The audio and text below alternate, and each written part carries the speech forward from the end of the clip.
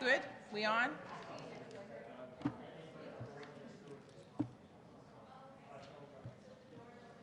We on? Okay, we're going to call the meeting to order. We'll stand for the singing of O Canada.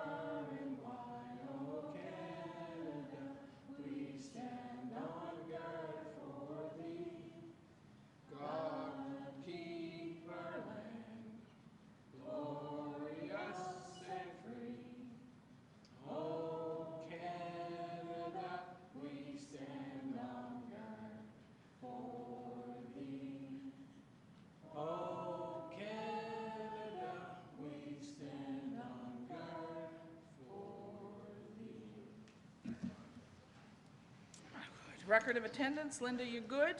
Any declarations of conflict of interest? And then the agenda, I'm going to move things around a little bit.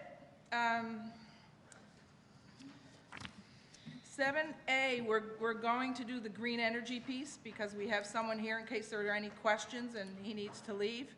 And then we're going to move, if you're okay with this, the municipal corporations and organizations, so the water utility, the update on the public meeting, and the update on the public consultation meeting. We can move that up front so that there's folks here that may want to, they'll want to hear the update certainly, and if they want to speak, that would be fine as well. But if we move it up, then you don't have to listen to, although I'm sure you're going to want to stay after and stay the whole meeting. I'm pretty sure.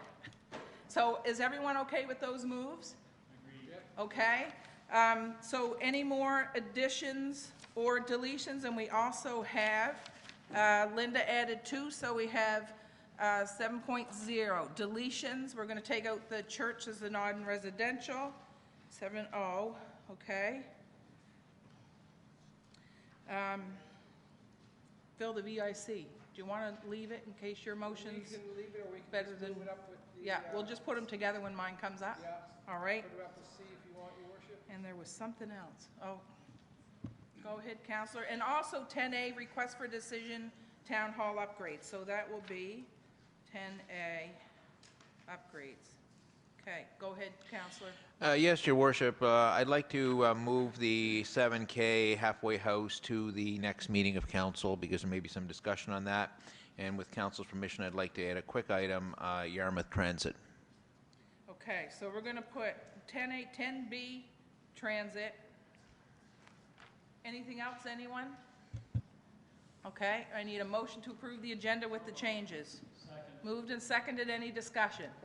Question's been called. All those in favor? Aye. Contrary? Motion carried. Approval of minutes. How about I say what they are?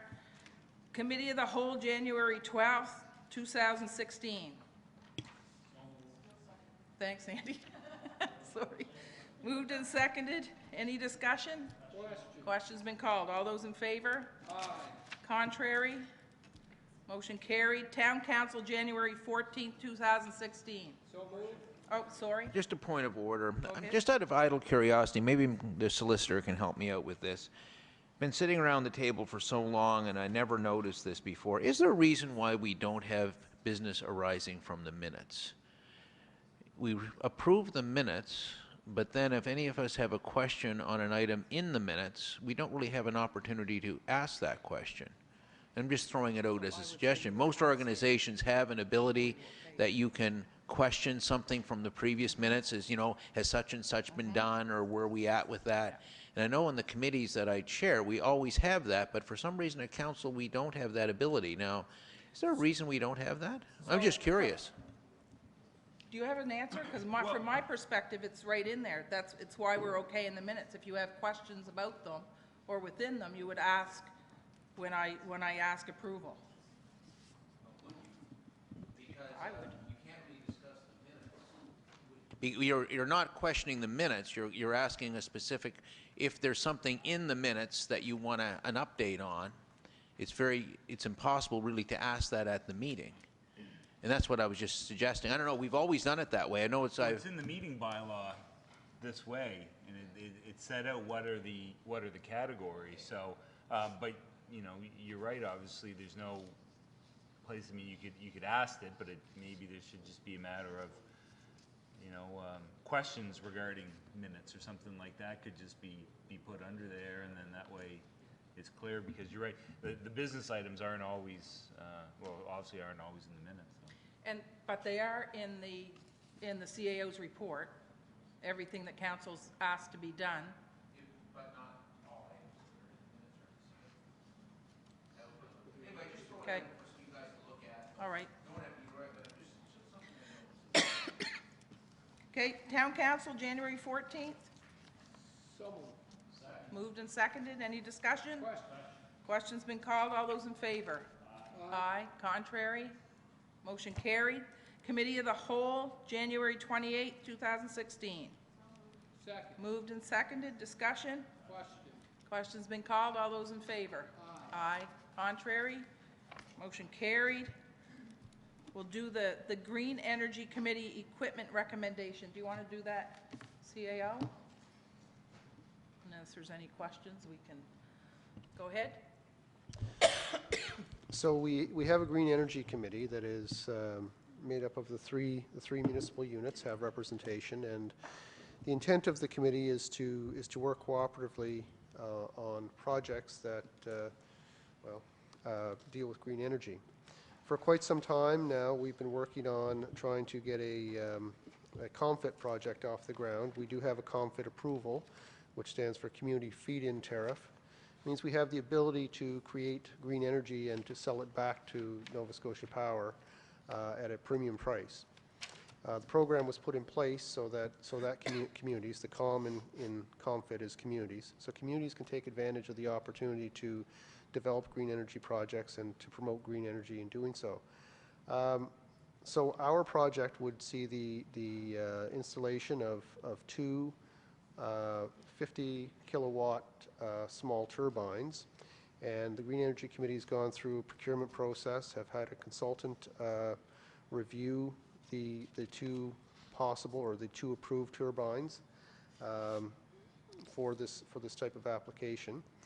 And so the intent is that the Municipality District of Yarmouth, on behalf of the Green Energy Committee and its partner municipalities, would proceed to purchase two, and they are GHRE Power FD 2150 50 kilowatt wind turbine generators for the Rose Road property for the project. The cost or the price for the turbines for installation is, for purchase and installation, is $561,000 plus HST per turbine, so a total of $1.121 million plus HST. The motion that you're being asked to consider this evening is that the Town of Yarmouth approve the recommendation of the Green Energy Committee with regards to the purchase of the two turbines for the Rose Road COMFIT project, and that, as per the Community Renewable Energy Project Memorandum of Understanding, agrees to financially support an equal share of this project. So what that means is that we would be a one-third partner in these two turbines. We would pay one-third of the upfront costs, and we would receive one-third of the ongoing benefit from the turbines. I'll make that motion, Your Worship. Moved and seconded. Councillor Dennis? I just want to point out that $561,000 twice is $1,122,000, not 121. But it's $561. That Where am I? Oh, it's you just did what? it's $1,000 difference. That's all. The okay. figures are wrong. All right. I didn't write the memo. Okay.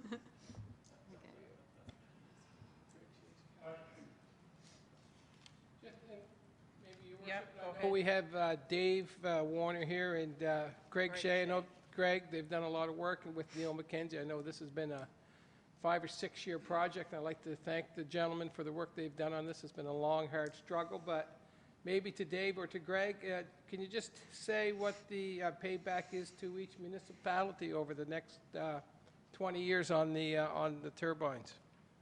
Greg? You good? Is the mic on? Is my going, Linda? How's the leg, Greg? When are you going to be back on the ice?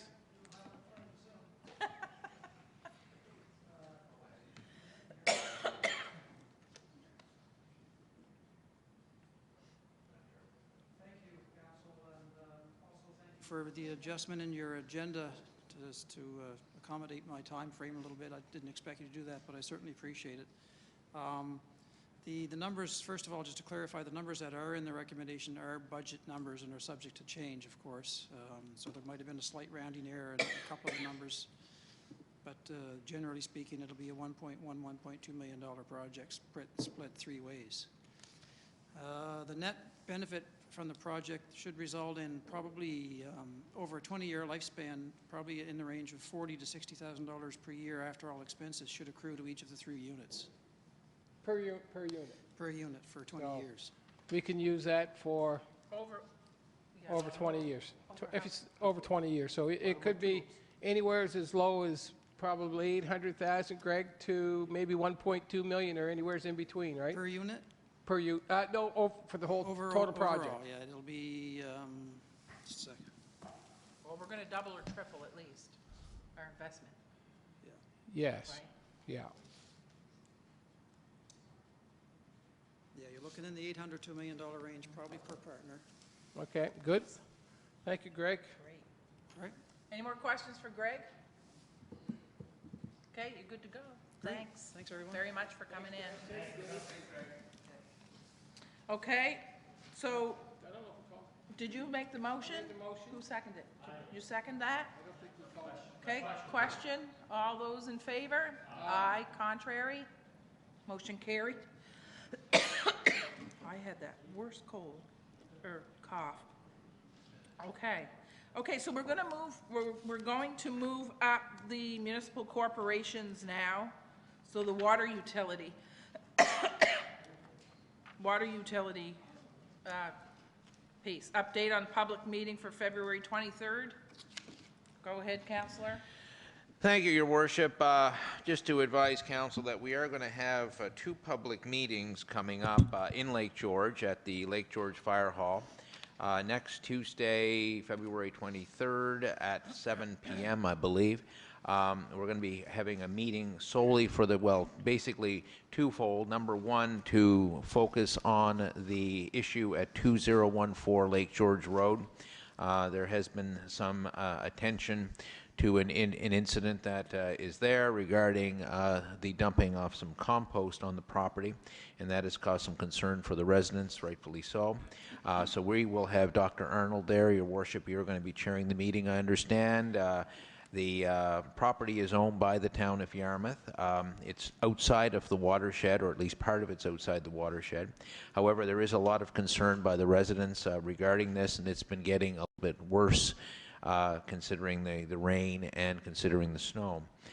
So that is the first meeting, Your Worship. The second meeting is going to be held 2 weeks later, and that'll be on March the 9th, and that'll be also at the Fire Hall at 7. And that's a public consultation on proposed changes to the watershed regulations. This was brought before the utility some time ago. We've got the process from the province, and we're going to be seeking public input from the residents and people who use the lake.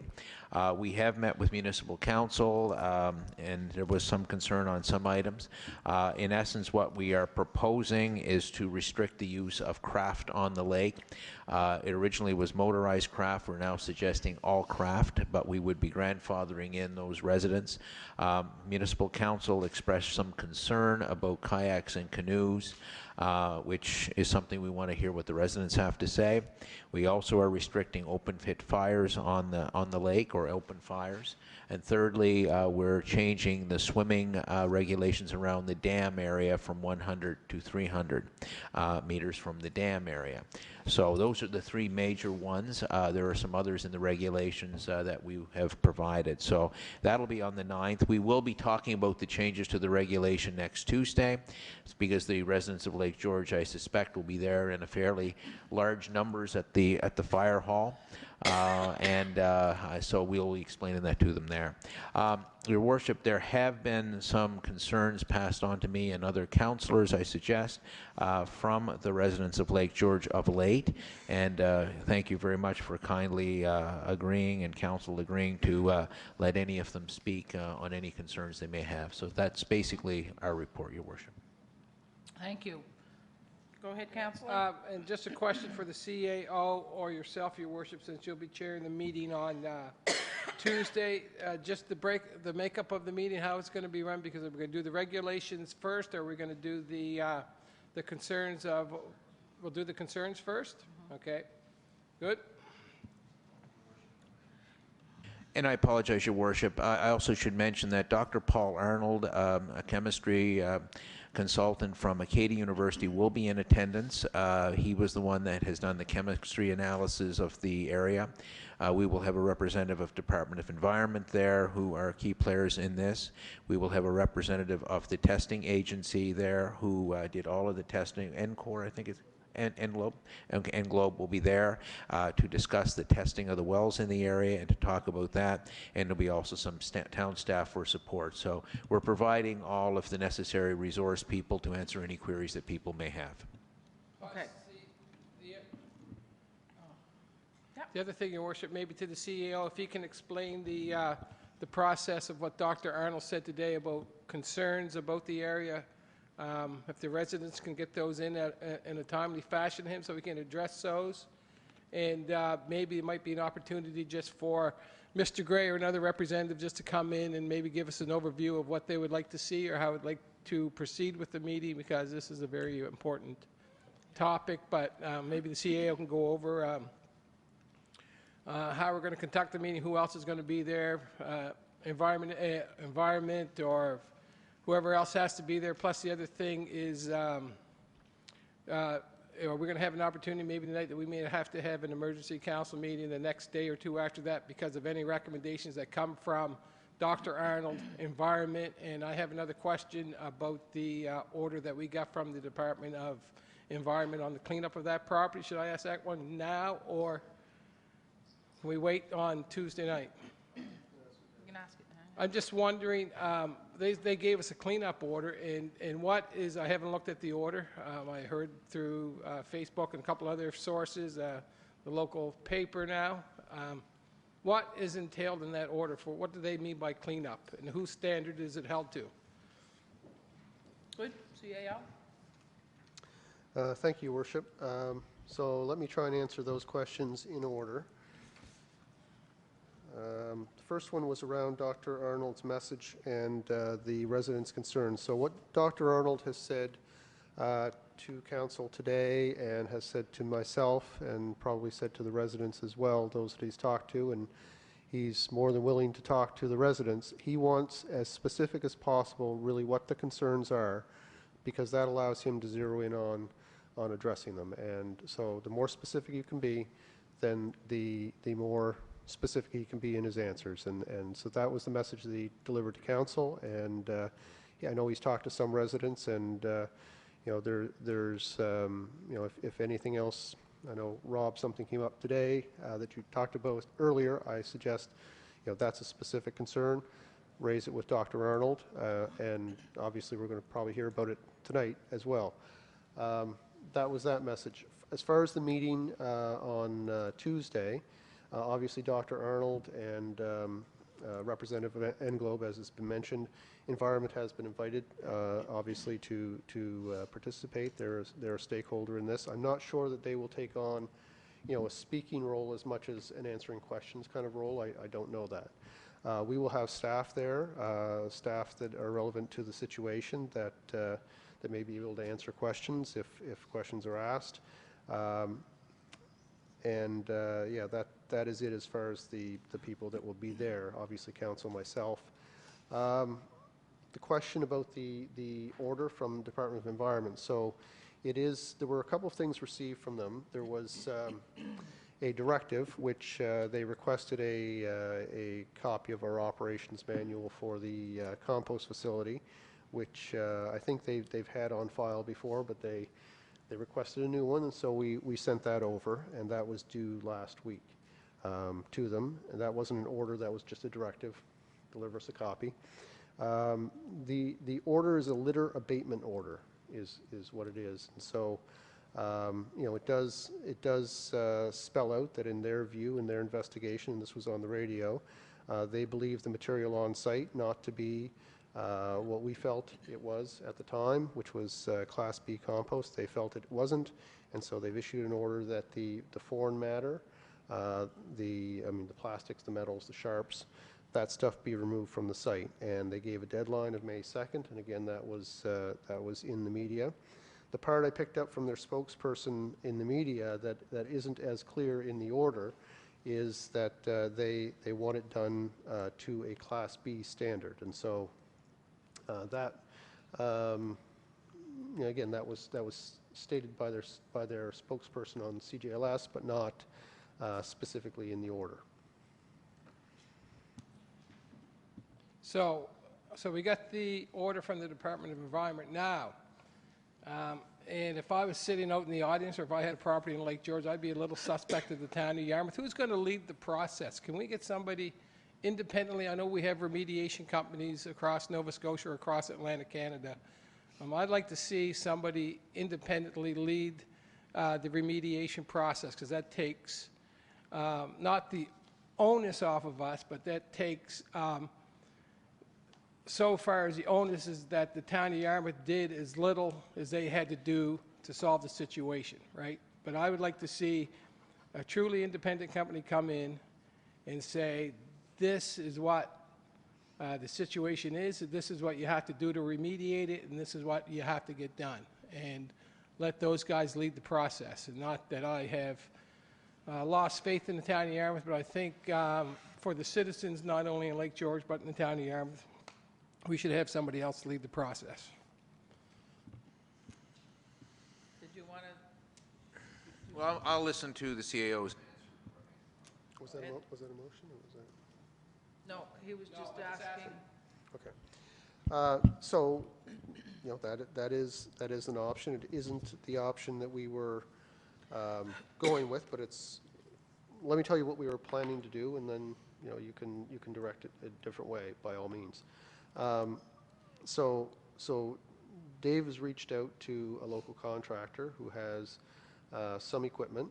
There's no specific equipment out there, as Dr. Arnold has indicated. There's no specific, you know, pick the foreign matter out of compost machine out there. So it's a matter of finding an existing implement to do it, if you're going to do it mechanically, or modifying an existing implement.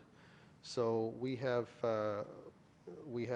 through operational services contacted a local company to do that. They don't have a fixed contract for that. They've been asked to come in and help find a solution, a mechanical solution to deal with it. To do it the other way is to you would do an RFP, and you would specify what the standard is that you need met. You would put it out there, and certainly, you know, companies can consider their own ingenuity and put a price on it and submit it, and then council could have the opportunity to decide which proposed solution they have the most faith in, as well as the price. So because this is, you know, we're not talking about, say, painting the chambers here, where basically everyone's going to come at it the same way and you're going to end up with the same product. Because there is no specific tool for this, it requires ingenuity and some creativity. You might have people come at it different ways, and then, so it's more than just the price. It would be, who do you think is actually going to get the job done for you? Yep. The council doesn't ask one more question, Councilor? that decision, you go ahead. Yeah, plus this has to be done in a timely manner too, right? So if we do RFPs, I know there must be standing orders with the province on some kind of remediation services that people have put requests for proposals in. I know the government does things like that. But the other thing is I think there could be a consensus in that room on what has to be done. I know there's going to be enough people there. I know Rob and the people out here in the audience know that land like the back of their hand. With Dr. Arnold there, the other lady that did some of the testing, and the people from environment and whoever else is there, I have faith that between the collective everybody that they can come up with a solution for the problem. And I think it has to be done in a timely manner. You can see the weather we had over the last several days, lots of rain, lots of stuff coming off the property. So we have to get this done in a timely manner, and I think Tuesday night, it's not going to come fast enough for me. I agree with you. Tuesday night can't come fast enough. My personal take on it, and from what I'm listening, and I've done a lot of research, and I have talked to residents in Lake George, and this whole situation has made me very sick. I don't care what anyone says, and just me, and I'm sincere in this.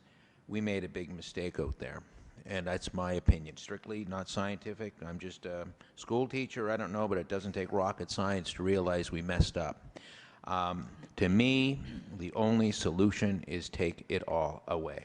Take it out of there. You can bring in harrowers, you can bring in tillers, you can bring in, I don't care what you bring in. 1 minute where I'm being told it was Class B compost, then I get an environment report that it's not Class B compost. We're getting bits of this and bits of that and bits of this and bits of that. My biggest concern, Your Worship, is we put 3,722 cubic yards of material on a piece of property in a 9.75 hectare area. That is a lot of material. Now, if you look at the size of this room, I would suspect that we're probably looking pretty close to the inside of this room to 3,733 cubic yards, if not maybe a bit more. I'm just guessing, because that's over 300 tandem truckloads has been dumped on that little bit of property. And there's materials in there. We discussed that with Mr. Arnold, Dr. Arnold today. I'm anxious to see what he has to say Tuesday night about the residuals there, and especially the buildup of metals. I do know we have one family here in the audience tonight who did get their test back, and they're a little bit concerned. I think at the very basis is if we have got anybody in Lake George who has been harmed by that property, we have to do something. And I know at least 2 residents who, and they're both here tonight, who can no longer drink their water. I think we have to provide them water. We have to get them bottled water or do whatever we have to until the situation is resolved. It's our fault. Whether it was done 10 years ago when we bought a mill, we should have known what we were buying. I don't know why we bought, I don't understand that process. I wasn't around the table. But I do know that we've got a problem on that property. We've got to fix it. I feel bad because we've worked so hard to build up a good relationship with the people of Lake George. They are the stewards of that watershed, and they have been there for us. And frankly, we haven't been there for them lately, and I think it's time we are. Okay, did anybody want to ask any questions? So I'll say this about Tuesday evening, and I will chair the meeting. And my thought is that we have the experts will be right up front, so that if anybody has any questions, you can ask them for as long as you need to ask until you get your answers. The very strong suggestion from Paul Arnold was that you get as many questions to him as possible, because we don't want him to have to say, I better go back and find that answer. Like, it's easier to have those questions answered, but as an expert, I'm sure he'll have the vast majority of them, the ability to answer them right there. So my thought in the process is that we will have the experts share what they what they know, and then you can come ask your questions, give your concerns, and direct them to any or all of them. Does that sound fair? I just think it's easier to have the expert speak first, because I think a lot of questions will be answered within that time. Yep, come on up, come on up.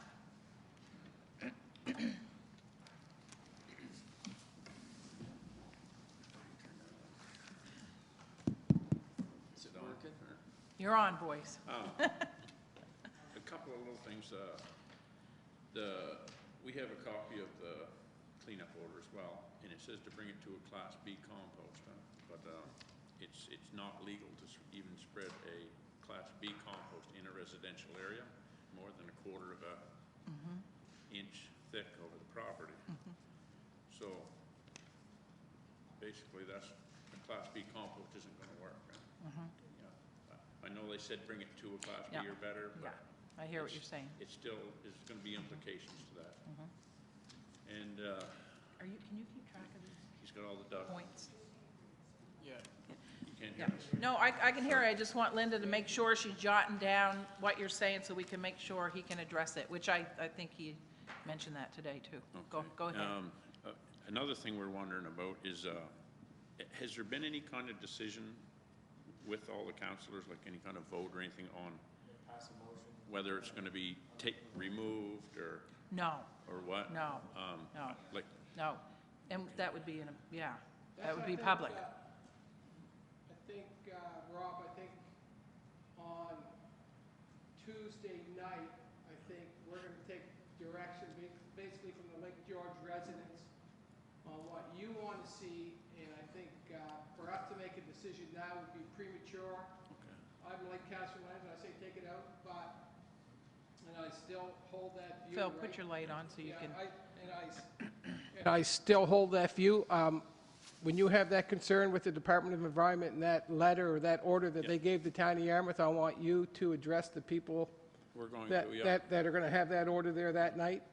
My view is we got to fess up, which means we got to apologize for the problem. We got to own up. That means we did it, and we got to clean it up. So you bring those concerns on Tuesday night, and that's why I think I mentioned a couple of minutes earlier that we'll have a council meeting. We should the next day or the day after that, and get this thing on the road and get it done and get it done right.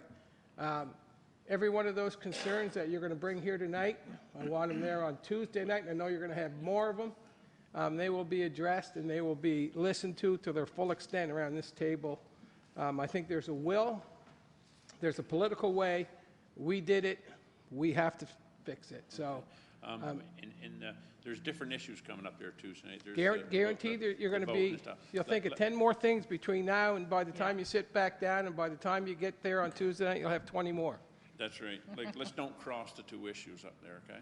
Let's keep the cleanup on one side table, stop, have a break, or whatever, talk about things, and then go on with about your boats and stewardship of the lake. The boats, that's two meetings. We just kind of come tonight because we want to be a little bit prepared for Tuesday night as well, so we're not just walking in. Like, we've been writing stuff down, and it seems like as soon as we get a bunch of questions, legitimate questions, something changes. Like,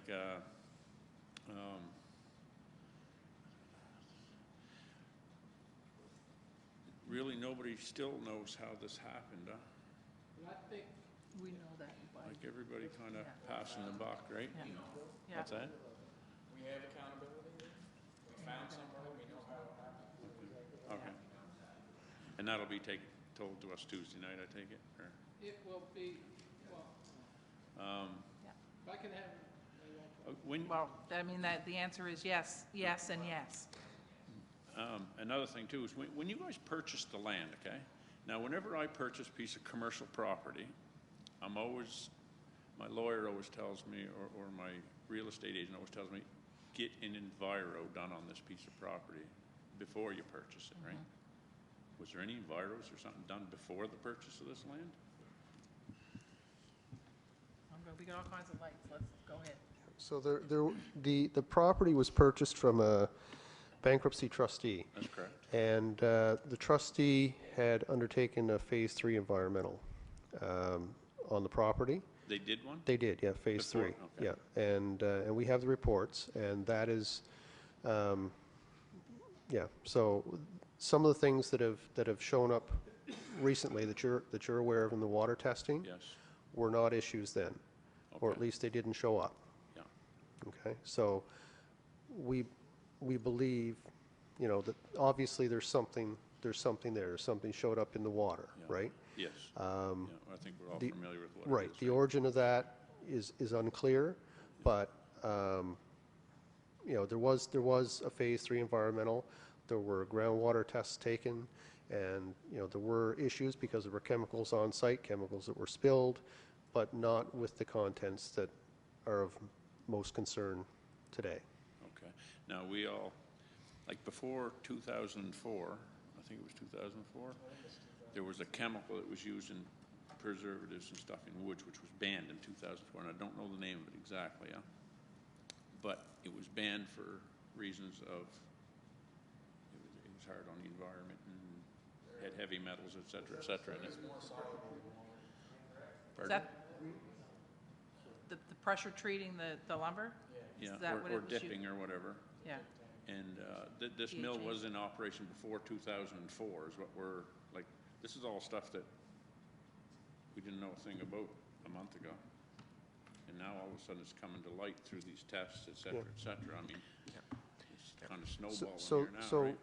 when the environmental work was done on the site in 2005, when we purchased the property, or by the trustee before we purchased the property, they did tests on the contents of the dipping tank.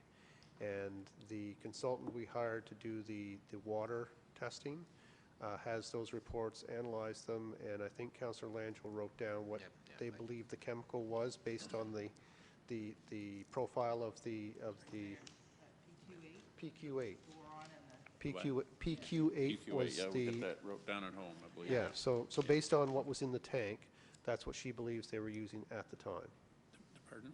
Based on what was in, what they tested that was in the tank, Yes? our consultant today believes that the PQ8 must have been the chemical that they were using at that time. But they Okay. operated there for how long, 10 years or so? Probably, yeah, 10 or 15 years he was operating there, and Yeah. of course the mill grew as he was there. And there were a number of drums removed from the property at the time we purchased it. Yeah. Number of drums removed. Okay. Councillor Landon, did you have? Yeah, I just wanted to mention too, Rob, I've been doing a little bit of research on that company as well, the Ibsen Sawmill. As the CEO mentioned, the chemical was PQ8, and it's interesting because what's kind of come up, this compost, in a way, it's bad. We obviously know what happened there, but in another way, it's kind of brought up this issue with that piece of property. We learned today, for example, that there is a section of that property that there is a high incidence of lead, and that's the result of 2 wells being affected in the area. That didn't rear its head before. The tests from 2005, when they dipped into that well, was PQ8, as they mentioned, but it showed a fairly high arsenic level.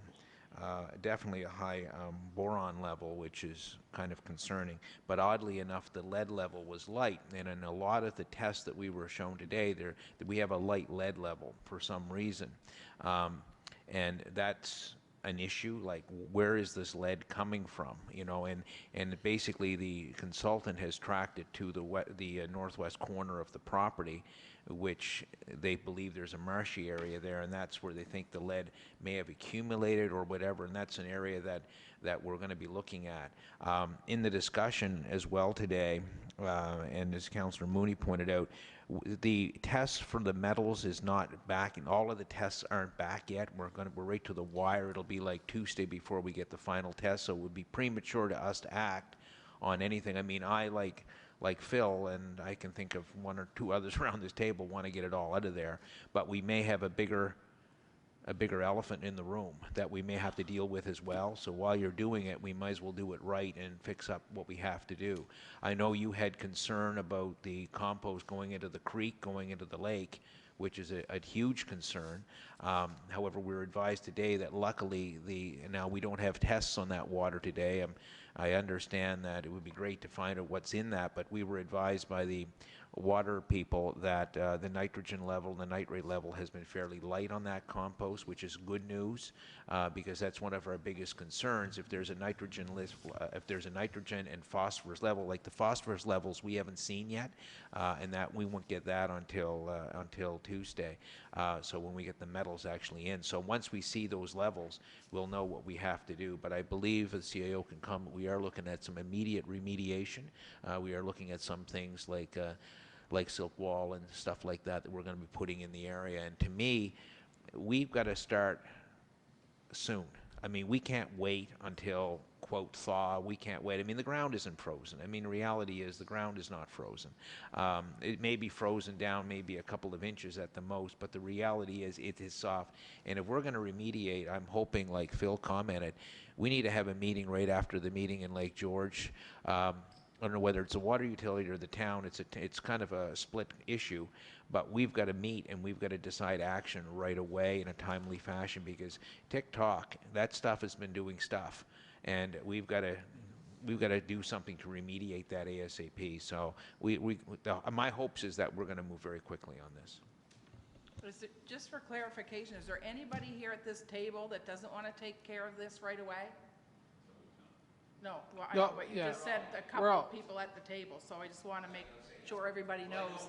It said, well, I think you should know for certain that there's nobody at this table that doesn't want it done ASAP. I think the other concern is, Your Worship, and I think Mr. Gray and Mr. Russell touched on it, is at the end of this whole process, I hope it's not for nothing, but we have to find out how it happened.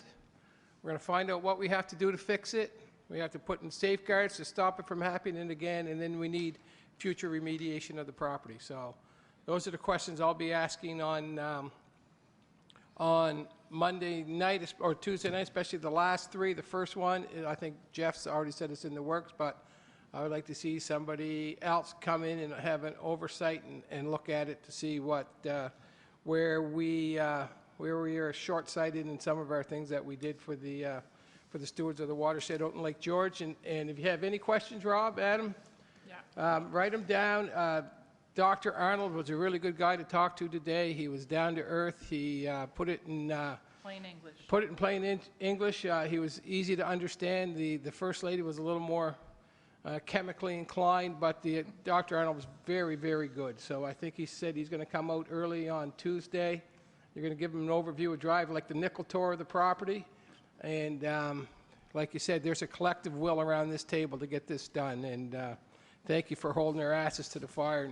Like somehow or other, there's a bit of confusion amongst some people. Some people think that there's higher in places and lower in places and whatnot, of how the water runs off there. But when this stuff was put in on the northwest corner, in the northern end of this property, it has changed the way the water lays in the woods here and stuff. Yep. Because it used to be a dry piece of property there, and now there's probably 3 to 4 feet of water that's just laying in amongst the trees here that's running off of this property. Okay. Is it out of the question to ask maybe somebody from Environment to go with Rob and Dr. Arnold on Tuesday at that meeting to have a look at the topography of the property, just to get a better view of what's going on? So it's good to write the order, and it's good to see, good to see that stuff, but maybe to get a better idea. Yeah, I have. Yeah. They come out to see you, Adam? Have they been on the property or They no? don't want to trespass with anybody. Okay, yeah, okay. Maybe could you have that consultation with Environment? Whatever, so, I have made the issue with Environment over erosion control because it should have been done when you guys put the stuff down. Like, we're 6 months into this and we're still twiddling our thumbs and nothing's getting done. We've had a couple of weeks of nice weather and this stuff is just still being exposed to everything. I mean, it's a safety hazard besides it's an environmental hazard. I mean, I know it was in good intent that we made a mistake, but really the faster we get through this, it's out of everybody's hair. A couple more days. Yep, and go ahead, CAO. we can put trucks and excavators in there now. The frost is out and the whole place is basically a hard pan underneath of that anyway. Yeah, it is. So they're not gonna go, I mean, they're not gonna go in Not there gonna to sink. stock and stuff. Did you want to, okay, go ahead, Counselor. I just wanted to, I lost my train of thought for a second here. Better you go ahead, Jeff. I know I had a point I wanted to make, and Just so you know, and you'll see this as soon as tomorrow, we have had in the works this week to get some kind of, what do you call it, erosion control in there, because, I mean, what, I mean, I mean, I know. I know, it's- It was covered with snow, and now it's, been washed away, Yeah. but better now than never, kind of thing. I So understand, yeah. I was told this afternoon, they're gonna be on site tomorrow doing that. Mm-hmm. I've also asked, since the snow has disappeared, that we get some manual labor up there. Yeah. Let's get some people. I mean, I know it's overwhelming to look at the size of that property and think Mm-hmm. people are gonna do that by hand. That's almost impossibility. Well, we gotta do something, yeah. right? And by Tuesday night, we'll have the full story. Council will give direction, and if they direct that, the kind of things that are being spoken about tonight, then that's obviously not a manual effort, and we shift gears, we get it done. Okay. I had spoke, when Paul Arnold was there, I spoke with him. We walked around, talked there a little bit and stuff. And that was one of his things about maybe picking it off. He said it can't be done because he said the plastics will come to the top, but not when they're 2 and 3 feet deep, huh? And the glass and the metals and stuff, of course, won't come to the top. They're gonna be there. And I mean, I had a bag there of, if anybody wants to see it, it's knives, needles, forks, spoons, and we videotape picking every piece of this up. So And I think he mentioned that today, too. Yeah, Dr. Arnold mentioned that. yeah. he's got a 4-year-old, and he lives 15 feet from it. So let's get some backhoes or whatever machinery in there. Yeah. Don't throw any more good money after bad, I guess is what I'm saying. Don't waste a bunch of money putting up. Whatever. We don't need an expert to tell us that it's a mess, it needs to be cleaned up. So I'm saying we're wasting money. Keep hiring an expert, hire an expert, it's more money. We know it's a mess, we know it's gotta be cleaned up. Maybe we can hire an expert to come in and have it reclaimed properly. Yeah. agreed. And that's what you want to respond to Agreed. that Yep, one? yeah, I do. The experts are really, first in the case of the water testing, right, knowing what's in the groundwater, and we found some things that are unrelated, but we found them, so they'll have to be dealt with. They Oh, I will be dealt with. understand that. I mean- So, and the other thing is, there was a lot of concern expressed about the potential impacts of the material that's there. It had already been there, a few months, right? And so there was concern, valid concern about what the impacts might already be. And so having Dr. Arnold come in, I think was necessary in order to understand what the real risks are and hopefully either allay the concerns or identify them specifically so that we can rally around them. As far as the future of the compost on that site, that's a different decision, obviously, but we had to know, I think, based on your concern, what risks and impacts have already occurred. The future is a different question that they'll answer. I agree, Dr. Arnold was a great decision. I mean, it give us, everybody a little bit of insight on the whole matter, and I'm glad we were involved and got a chance to speak with him and everything in that matter, but, But right after Tuesday, I think what you're getting, I hope what you're getting to, is that right after Tuesday, we call the council meeting and we just make that decision to get in there and do whatever that is. Because we just, Are you waiting for the people of Lake George to tell you that we want it cleaned up? We're here, and this is why we're here. We want it cleaned up. We want it out of our backyard. Seriously. I've lost sleep over this, and I'm sure you people on the council have lost sleep over this. Our families are potentially in danger. Adam's got a little boy that could be running around there sticking a knife in his, following him. You know what the right thing is to do. Let's do it. Let's get at it. don't know. But, we've dug up another skeleton, and I hope, for everybody's sake, that it's not a skeleton and what we want to see. Hopefully, it's a friendly one. Yeah. Go ahead, Ken. One part of this puzzle that we haven't addressed, and I really think we need to address, we are looking at the science, but there's one part of the science, especially after what we were told today, that I think we need to look at, and that is the hydrology. I really think we need to look back. I know we did a Lake George risk assessment a number of years ago over the mink. I actually went through that today.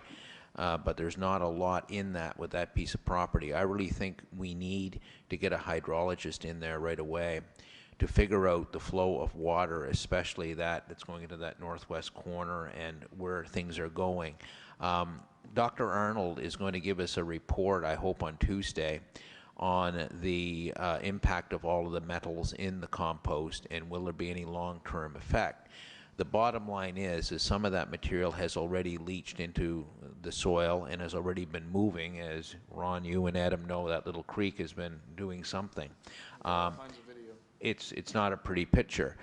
So the bottom line is I don't know the CAO, but I'm prepared to move a motion tonight, and if somebody will second it, that the water utility and/or town of Yarmouth engage a hydrologist right away to examine that property with the idea of advising us as to the long-term implications of the incident that occurred at 2014 Lake George Road. That would be my motion. And the reason for that is I really think, the compost is, to me, a fairly easy fix. We move it out of there. However, what I'm really worried about is, are there other things there that we need to be concerned about? And better yet, is that compost as you mentioned, Adam and Rob, that has been there since September. And there has been stuff moving since September. And I mean, I'm sorry, but I use that compost all the time. You have to cut it 1 to 10. For anything to grow. I mean, that's what we tell people. Phil and I, the last, I don't know how many years, Phil, you and I have been giving away that compost at our Communities in Bloom and things, but you got to cut that 1 to 10. That stuff is the same stuff that we give away at Communities in Bloom. So even if it's maybe not cooked as much, it's still 1 to 5. And in everything I've read, you've got to cut it. So you're putting that, there's a lot of material going there. So we need to know from a hydrologist exactly where's that going to go. And better yet, when Mr. Arnold gives us the math and says, okay, you're going to have so many parts of this, so many parts of that, so many parts of that, what will be the flow of that? And what can we do to remediate that, to make sure that that doesn't happen? So my motion is for us to, for staff to engage a hydrologist, maybe the same one that did the assessment study if he's available to look at it. I mean, it may be something we may have to do it in 2 steps. We may have to remove the stuff first and then go back and look with the hydrologist, but that's an area we have to address. I'll second the motion. Any more discussion? And just to add to... Is that on this motion? Yep. And Dr. Arnold was in the conversation today. We had him on the Skype.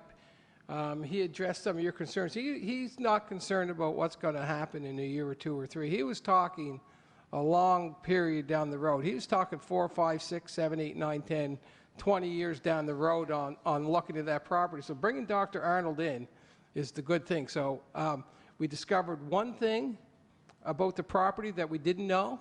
That's something that was on that property before any of us were sitting on council.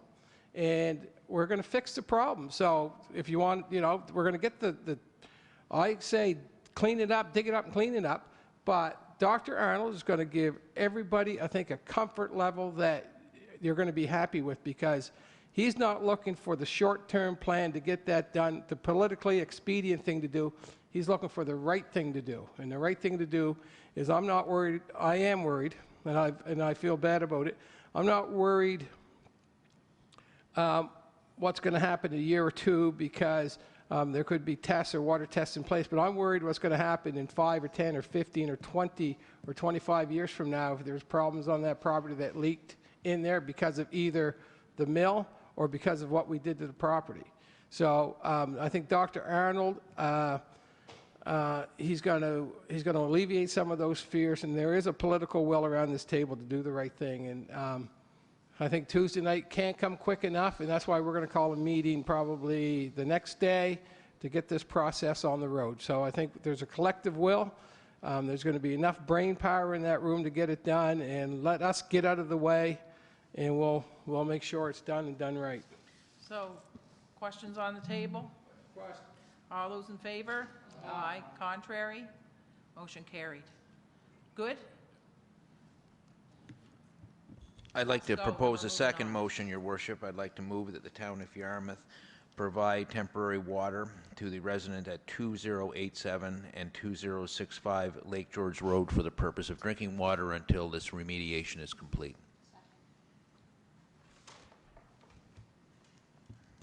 Moved and seconded.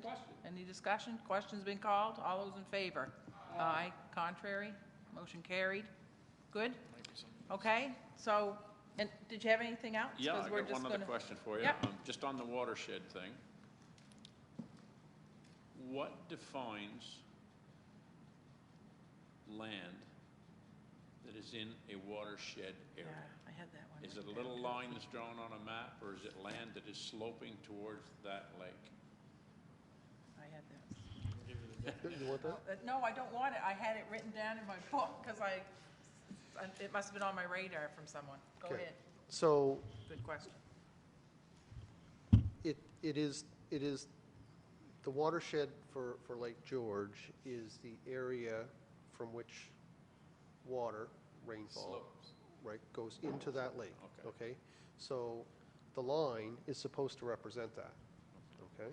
So the line that we know as the Lake George watershed was established long before it was a protected area through our regulations. It had certain land use restrictions under the municipality of Yarmouth's land use bylaw. It was identified by them, and I believe I was told that somebody actually walked the area and established that line, but I know the former chairman of the water utility used to refer to it as a bikini, as a very scant representation of the watershed, that it couldn't, be any tighter. And so I've been up on the property, and I know you have concerns that, in fact, what we know as the watershed by the line doesn't totally encapsulate the true watershed, right? And so that is another issue that I think, this discussion, this situation has brought light to, and perhaps, as we talk about amending regulations, maybe we can jointly with the District of Yarmouth take a good look. I think the tools available today are better than the tools that were available 20 years ago, perhaps, when this line was drawn, and maybe we can capture what the true watershed is to the extent that our tools allow. Now, the flip of that, or the implication of that, is that the regulations will apply to, I'm expecting, a larger landmass, to more of people's property, and to the extent that people are good with that, we'll have political success in making that happen. So I think that Where that line is approximately down where that brook is, where we took the water samples from there. And we all know that it's uphill to that site from there, huh? So we're all, just stuff I want to know, because it seemed like it was a gray area all along here. that's what it is, and it's a line that's supposed to represent the fact on the ground, but it's not necessarily agreed. To this point, because myself and Councillor Lanzel, as a water utility chair, and myself being the former mayor, we had the discussion with Minister McDonnell 5 or 6 years ago in the office, and I think, Jeff, you were in there on the discussions too. So, Rob, we had the same questions 5 or 6 years ago, what entailed, because we were trying to acquire or get some of the Crown land to encompass our watershed, and the minister at the time said, no, you don't need that much water. You don't need that much more buffer in your watershed than what you already have. So that question could be interesting for the person there and the environment too. Because if you go down, if you look at that map, if you go down, the watershed area goes all the way down to White House Corner, huh? Which is a long ways from the lake, okay? Yeah. But yet on this piece of property, it's only that far from the lake on the That's a map, good question for environment, too. you know? Yeah. So, just, We asked environment, yeah, hard job getting an answer in environment. just, basically, yeah, you guys are the ones that made these rules. You're about the only watershed in the province that have these kind of rules for their watershed. These extra regulations that you guys are coming up with. Yeah. Go ahead. Just to mention that, and Jim may be able to step in on the history here a bit. That line was a hard battle between the town and the county when that was set up. I remember the former water utility chair was in the midst of fire, and it was literally nip and tuck to get as much as we did. It was a lot of negotiation. It took several years to get an agreement on that line for whatever reason. It was a really uphill battle. I think the will now with the municipal council, municipality district of Yarmouth is a little bit better, and I think if we sat down as dual councils that we could sit down and look at this, it may be something in the future we definitely have. I mean, when you look at that, I hear you. I mean, when you look at that piece of land, that line is literally halfway down the hill, you know, and there's other properties all around the lake in the same situation as that. And, you know, I think the relationship between our utility and the residents has been very good. I think once we get this resolved, I think it will continue to be excellent, if not better, to show that we are, you know, definitely there for the residents. So, but it is something we have to do. Yeah, good. We got other people. Okay. Thank So you. We have others. Make sure you, and anything you can get to Paul ahead of time would be tremendous, just in case he needs to research or, but otherwise, whatever you got that night, bring her. Yeah, we talked to him yesterday, so. Yep, good. Thanks, gentlemen. We're going to take one, we'll take this last question and then we'll move on to the next bit. Yeah, I have a question. I wanted to know if council has sought the assistance of federal oversight in this matter at all. I'm concerned that this could be something much larger than we are looking at right now. And I want to know if this, have you guys talked to the feds and looked at the possible costs if this is larger than we think as far as chemical spill in the water supply? In other words, more like a Superfund type of a situation, cleanup situation, where we have chemicals going into the water supply that goes to the town. We know that 2 wells are damaged, and the other one we know what came out of it. And then we know where that big, where they put the 5 feet, where it's very wet and mushy, that's where the arsenic was found, and then the lead that goes along with the arsenic. And this wasn't naturally occurring arsenic. So we're talking about very scary chemicals here that are right close to the water. We know that some of the water went towards the other lake, and then it also branches to Lake George. So I'm very, very concerned. I was concerned when I saw the stuff was dumped, but then when I realized what it was covering and what was there before and what chemicals were there, then I was extremely concerned. So my question is, have you guys sought any expertise from the Fed level in this situation? So we just received this afternoon the preliminary results from the water testing that have indicated there's issues that we need, that we just had the presentation from Dr. Arnold.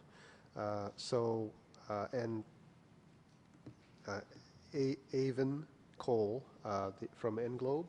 And so that's, I take your point. We could be into something fairly large here, and so I think it is good advice that we reach out to the higher levels of government to engage here, because after all, what we think is the issue that we identified with the metals and whatnot is something that pre-existed our ownership, and we don't mind getting taking the lead and making sure this gets addressed, but we didn't have an oversight role on what occurred there before we took the property. Others did, and they may be willing to help out. So Well, but there was a reason why he went out of business. And there was a reason we Yeah. bought the property, And- really, honestly. Right, there was a Yeah. reason why you bought the property, too, yeah, exactly. And so my other question was really quick. For the people whose wells are affected with the lead, are you offering blood tests for families and people to see the lead level in their blood? Are you doing any kind of medical intervention? Good evening, Council. Thank you for listening to me. I'm a resident of Lake George. I'm at 2087. I work alongside with Ken Langell. My name's James Nickerson. Just to allude to that fact, we did get our water test back today, and they did conclude that it was 20% higher lead concentration than what is considered the norm for that residential well. And just something for Council to consider. Tomorrow morning, my 8-month pregnant wife has to go get a lead toxicology test to see if our unborn child is going to be affected by the contents that are now spilled into our well. I do appreciate Council recognizing the fact that this is a very serious issue. You guys are doing a great job tackling it head on.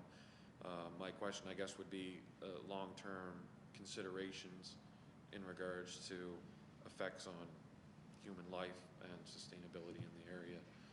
Has Council given consideration to long-term effects that may occur due to the high lead concentration in these wells that can or have been consumed by the residents in that area? Would be my question.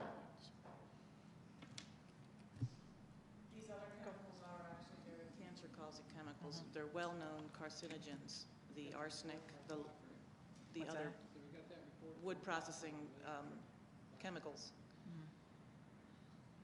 And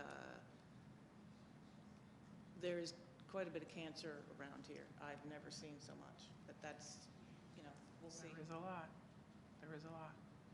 The answer, I don't think we've put that on the table yet. Not that we can't, but we haven't. We're just looking at everything. Go ahead.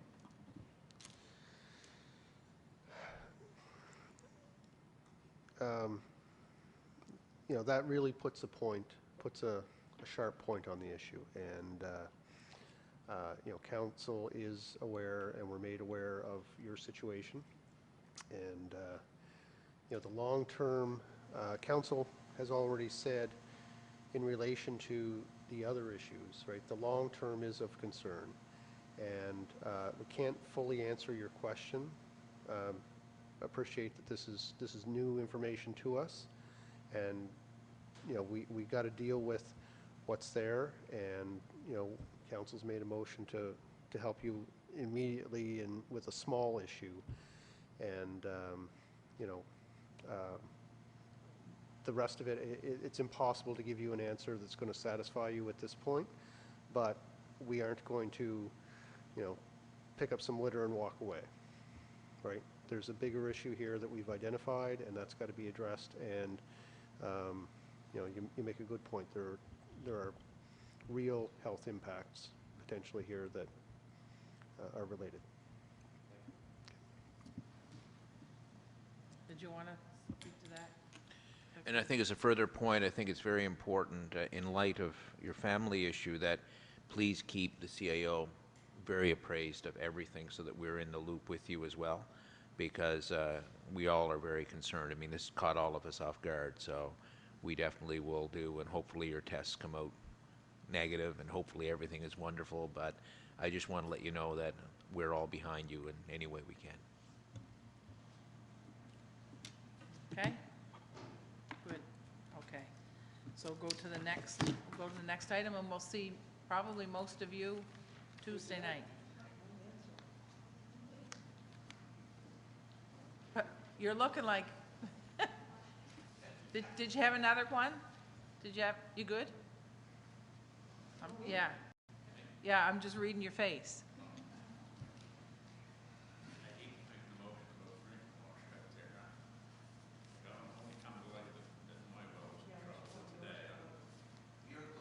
You're included.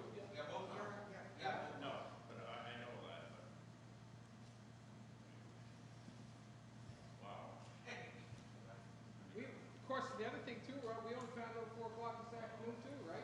This is new to us. Yeah.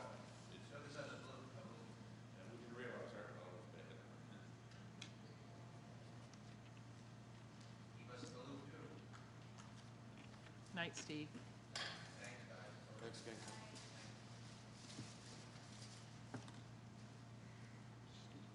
Yeah. Okay, visitor information centers.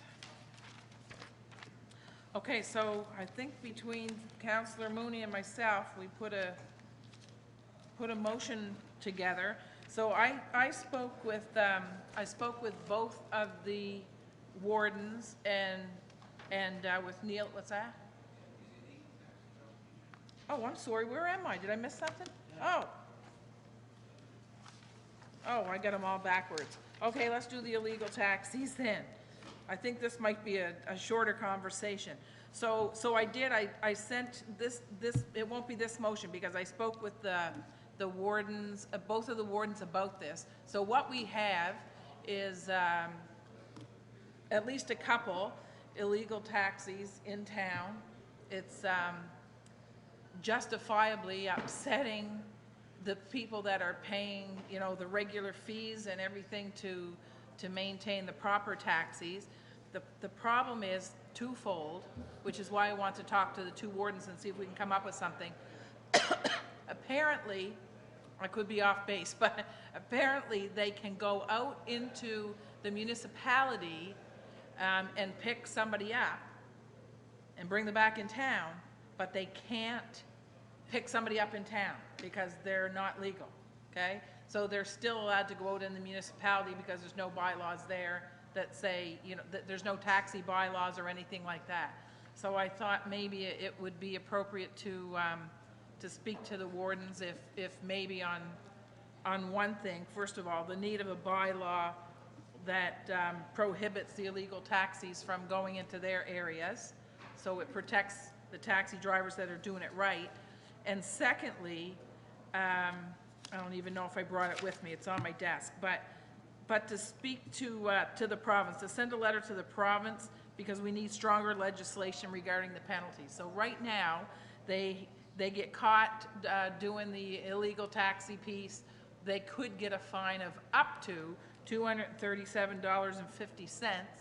They get to keep their vehicles, they can pay their fine and walk out the door and start the process all over. So Charge it for jaywalking. yeah, I know.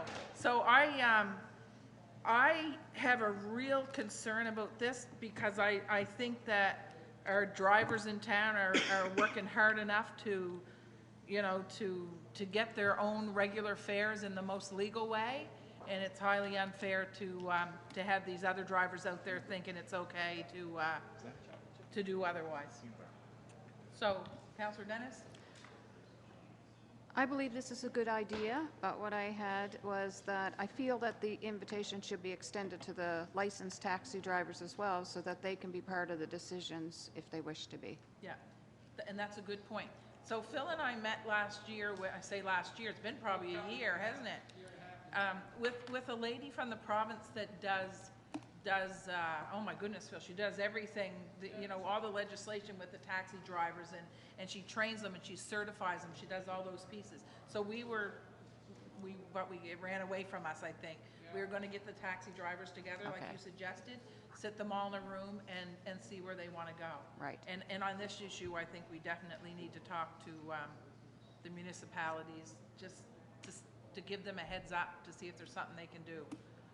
Because it's just, and you can report it to the RCMP, but it's sort of like stop signs. People yell at people not stopping at stop signs, but you have to catch them, right? So Exactly. it reminds me of my drug days when you have to go in and buy the drugs and report that you bought them and you paid money, and it's like, man, too much work. Thank So, you. anyway, go ahead. I think, Your Worship, you're going to have discussions with the municipalities. I think it's something that the solicitors should also look at between, are you talking Argyle also? Yeah, neither one of them have taxis per se as businesses, but I think on the outside of that, it's, am I off base, Greg? You know? Saying whether they have taxis or? No, they don't have taxis, but am I off base saying that we should speak to them because maybe they can adopt a bylaw that says no illegal taxi shall pick up I don't know, maybe I'm way off. Well, I mean, the bylaw, I mean, if you want to have applying those jurisdictions, yeah, they'd have to have a bylaw, so, I Okay. mean, it would be good, because obviously they're not operating just within the town, I would imagine. No, they're not. Operating, Yeah, throughout the county, so yeah, for sure. okay. All right. Phil, what were you going to say? Make a motion that the town of Yarmouth, along with the municipality of Yarmouth and the district of Argyle, come up with options which are inhibiting the use of legal taxis and curb and eliminate the use of illegal taxis. Good. I have a seconder. Moved and seconded. Any discussion? 1, 2, 3, 4. Good enough? All those in favor? Aye. Aye. Contrary? Motion carried.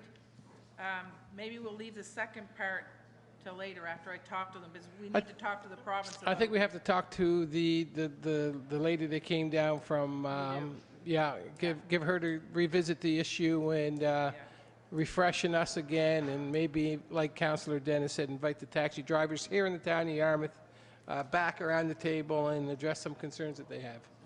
Good. All right. That's done. I must have an agenda here somewhere. Visitor Information Center. So I did the letter. I only have 2 pages of it, but it's 3 pages. Does everybody have, did you get the 3 pages? So my motion was that a letter be sent to the appropriate authorities, and they're all listed there on the letter, from the Town of Yarmouth, Municipality of Yarmouth, and Municipality of Argyle, stating our position with regard to the potential closure of the VICs within the province. So I think the letter covers absolutely everything. I know that Neil McKenzie, your YASTA, did a letter as well, and there are a number of independent businesses that are also sending in letters to the province. So the idea here is to okay this letter tonight, and then I'll hand it off to Argyle and the municipality. They're going to do the same thing at their councils, and we'll, as soon as possible, I think it's this week or next week. Moved and seconded. Any discussion? Question's been called. All those in favor? Aye. Contrary? Motion carried. Appointment. Okay, I don't know what that's about. I recommend we keep him. He's a keeper. Okay.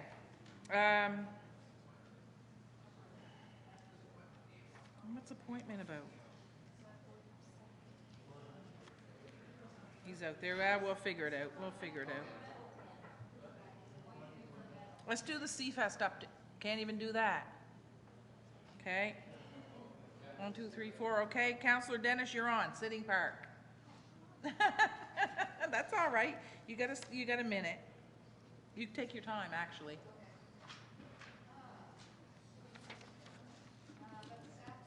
Oh, sorry. I just need you on. It's all right. It's my fault.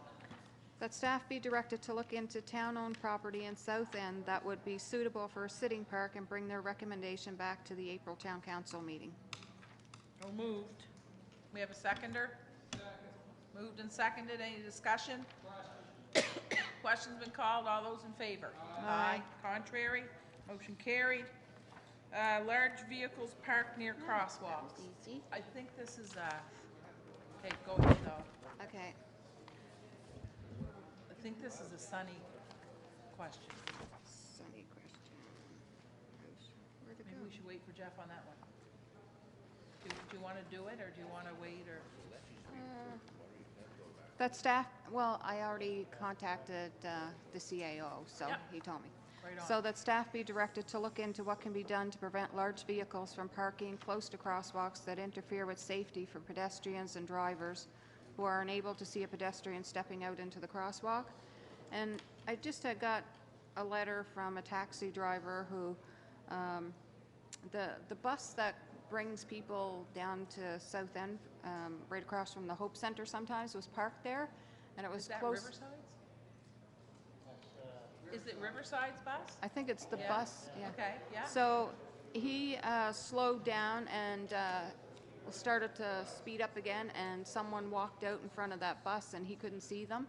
So it's well, any of us, if we're in a crosswalk, you know, if a large vehicle like a bus or something is by the crosswalk, it's hard to see to go out into the traffic. And this was actually in the evening too, so it was dark. Man, how do you, okay. So anyway, Okay, that's the motion, if anyone wants to second it. Jeff told me to. Traffic authority should handle that. Yeah. Okay. Traffic authority. It should be referred to traffic authority. Jeff just told me to send it to staff, and he would send Okay. it to whoever, where All it right, needs that's to be. fair. Moved and seconded. Any, all those in favor? Aye. Contrary? Motion carried. Thank you, Counselor. You're welcome. We're going backwards. Seafest update, Counselor Langell? Yeah, we are. Just changing it up. Putting the rhyme to reason here. Your Worship, I attended a meeting of the Seafest Committee. I wandered in out of idle curiosity at the Grand Hotel on was it Monday night or Tuesday? I had so many things happening this week. It's been one heck of a week. Anyway, the volunteers were there, and there is a concern. I'm giving council a head up. I don't know. I've been busy today, so I haven't heard the media. As you may or may not be aware, Seafest is in a bit of jeopardy. At the meeting on Monday night, there is concern they have no president. They've tried unsuccessfully for the past almost a year to find a president. Don Smith has done an excellent job as president, but he's tired out after all these years. So consequently, the issue is what's going to happen with Seafest. There's been some discussion, and I'm just advising council that as of March the 1st, they will be having a meeting of Seafest in the Grand Hotel. At that meeting, they're going to be seeing to where they are with the president, and plus they're going to be reviewing the organization of Seafest and what the future holds, with the intent of March the 8th to meet again, hopefully at that time to elect a president and to restructure the organization, or, in worst case scenario, to dissolve the organization. So I just want to give you a heads up. It's a very serious issue for our major signature event in our community. I feel bad that we're not on regular TV tonight. What few people who watch us would know, but I do hope the media picked this story up. I know they have, and we desperately have to have that event. We've got some good volunteers at that meeting. We're close to 20. But the responsibility of chair of the event is quite a huge responsibility. I would, however, like to make a motion that the town of Yarmouth write a letter to Don and Ilona Smith congratulating them for so many years of dedicated service as president and secretary of the Seafest.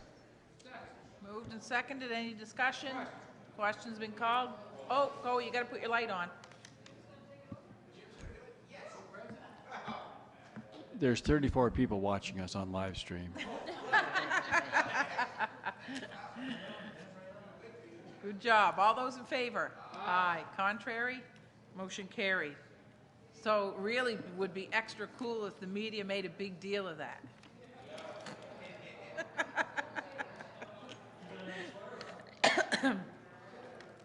Okay, halfway house is gone. Jesse Jolly.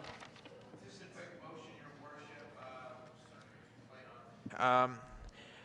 Just a motion that the town of Yarmouth send a letter of congratulations to Jesse Jolly for being one of eight scholarship recipients in Nova Scotia. I'm sorry, 8 scholarship recipients of the prestigious Horatio Alger Scholarship. And that scholarship, Your Worship, is a $10,000 scholarship awarded to full-time students at their final year of high school, who have demonstrated integrity, perseverance in overcoming adversity, a commitment to pursue post-secondary education, a desire to contribute to society, and a good academic record. And the reason I'm bringing it here, I hope Jesse will run for council someday. I don't even know what you're saying. In the municipality. So, yeah, I have no problem doing that. There's an awful lot of other students that get nice bursaries too for. It's election year, we'll hit them all. Okay. Okay, moved and seconded. Questions been called. All those in favor? Aye. Contrary? Motion carried. Snow clearance. Worship, I cannot say enough on the excellent job our public works staff has done this season. I do know we have a new supervisor of the staff, and I know that we get a lot of flack usually over the years for snow removal and service, and I want to say this, and I hope many of my colleagues around the table have had the same. I've had nothing but thank you from a lot of residents who are commending our public works staff, and I would hope, Your Worship, that necessary notations are made on their records on the excellent job that they've been doing this season. It's absolutely commendable how professional our staff have been this season. So. And the bus stops and crosswalks. It's amazing, and the quick response that they've done this year is excellent. So I just wanted to sidebar that. Well, there's no motions, he just wanted to say it, okay?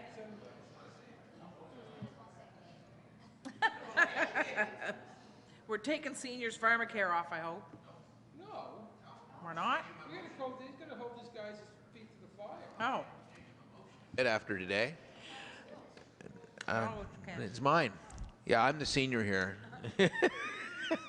Other than Jim. Of course, he just dispenses the pills, so he's making a fortune on this one.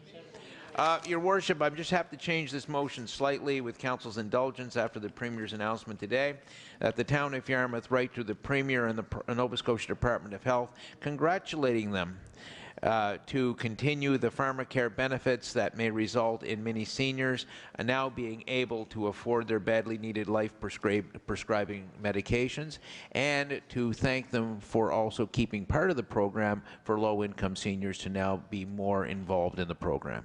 Got that, Linda? Oh, you'll give it to her. Okay. Okay. Moved and seconded. Question's been called. All those in favor? Aye. Contrary? Motion carried. BIC backwards. Waterfront Development Corporation. So, Deputy, that's you.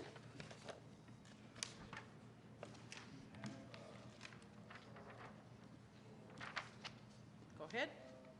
You have, as part of your presentation, or a request from that was from the Waterfront Development Corporation, prepared by David Warner and David Solos. So there were two requests, and I'll read the first one. That the Waterfront Development Corporation seeks authority from Town Council to negotiate agreements with potential not-for-profit tenants for the Killenbrother Building for 2016, beginning with the UNESCO Southwest Biosphere Association for an office/interpretive science center on the second floor.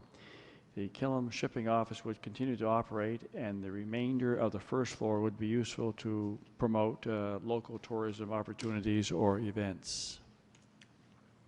That was put for a seconder, maybe? Second for discussion. Moved and seconded. Discussion? We've had a planning session in late January, and we've talked about the different priorities. And at this point, the Waterfront Development Committee feels quite secure, quite determined that they would like for the Killenbrother Building to remain as it is, with the activity presented in the request. Thank you, Your Worship. I have no problem with the first part of the motion, Your Worship. I fully support talking to the biosphere people. When you have a UNESCO designation, it adds prestige and a little honor to your town and to your community and to your region of the province. But to go a little farther adrift in that, so say the UNESCO people right now, I know they're, and I sit on the board, and they're going after some provincial funding, they're going after some federal funding, they're also going to private industry, to the Woodlot Owners Association of Nova Scotia, and they're coming up, or trying to come up with a formula for every ton or every square board foot that they produce is going to be UNESCO designation, hopefully on that piece of product. Say this was milled, or this was done in a UNESCO biosphere region under, environmentally friendly laws, blah, and they'll pay us such a percentage. Now, I know they're working with private woodlot owners, they're working with that organization right now, but if the biosphere people aren't in a position right now to bring on a full-time director, which we're trying to do, and get that additional funding into place. I have a problem with the second part of the motion going out to another nonprofit organization and putting those guys in there that's going to have a monetary effect on the town of Yarmouth, because that UNESCO designation brings a value onto it itself. So just to put somebody else in there for the sake of putting somebody else in there, I think they've already had direction from the town of Yarmouth at the Waterfront Development Corporation on what we thought the process was, and we put it through an RFP, and we've had people that, like, I don't know if it was Colliers or one of the other companies that does commercial properties, came in and brought in what they think we should do. There's plenty of, as you know, legal strangleholds on that property. That there's a lot of things you can't do with it, but I have a problem with the motion. I probably will not support the motion with the second part of it in it, but with the UNESCO in there, then we'll see where it goes from there. But for the second part of the motion, you know, it's a hard... But do you have a problem with the local tourism opportunities and events? No, I have. As opposed to... They said you net. As opposed to let me get that up again. Potential for not-for-profit tenants? Is that what Yes. you're saying? Okay. Yeah. So somebody else could go in there. So we're still paying the full brunt of the thing for $60,000 or $50,000, whatever it costs us for the sake of putting somebody else in the building just to hold it or put a tenant in it. Or you could put a UNESCO in there, which has an actual financial cliche to it, because people are coming in if they have an interpretive center. It encompasses the whole 5 regions, right? So say we're going to put the the Yarmouth Golfers Association in Yarmouth is going to put their Hall of Fame in there, right? So that's a nonprofit organization. So, you know, it's filling up the building, but what financial benefit does it have to the town of Yarmouth? It might do good for the Golfers Hall of Fame in Yarmouth, but it doesn't do any good for the coffers of the town of Yarmouth. But the first part with UNESCO, I have no problem with that. Thank you. Go ahead. Thank you, Your Worship. I'm excited with the UNESCO opportunity, and I think that's good. However, I'm looking at, like Councillor Mooney, at the second part of this motion. It seems to me we're sliding right back to we were. Which would be the remaining or the first floor would be used to promote local tourism opportunities and events. Somebody has to pay the bill for this building. This council labored over this. The previous council has labored over it. We have an elephant. We have a white elephant. There's no question. It's a beautiful building. It's a beautiful building. No taken away from it, but somebody has got to pay the bill for the building. I would hate to see us get into the same situation we got into the last time, where people have gone into the building, used the building, and they were subsidized by the taxpayers. Now, I am so thankful on how the Water Street has developed since that change, because we now have 2 or 3 lovely little antique shops down there that have moved out. We've got a nice art gallery that is done, and that these people now have control. They've got the security. They've got a beautiful plant there. So that is actually, you know, there was a silver line to that whole thing in the last episode we had with the Killam building, where we literally had those tenants move. But now those tenants have settled into new digs, and they have really revitalized, in a way, Water Street. And now the second part of this motion is suggesting we're going to slip right back to it again. My concern is that's an expensive building to run. We know that, Your Worship. It is an expensive building. You're looking at heat, lights, insurance, and all that good stuff. It's a $50,000, $60,000 a year deal. I read part of the Yarmouth Development Corporation, the Waterfront Development Corporation report, and I've not seen the revenue generation here, and that's the concern. I mean, my heavens, we just can't afford to maintain that building, and especially in the winter, where we're heating it, where we're lighting it, where we're putting in power in there. We just can't expect to see the people of this community, in my opinion, shell away 30 or 40 or 50,000 of taxpayers' dollars into a building that's not going to be used in the winter months. Not only on top of that, but we have a building that needs work. we have a piece of infrastructure there. And then on the other side of the coin, as Councillor Mooney pointed out, we're restricted.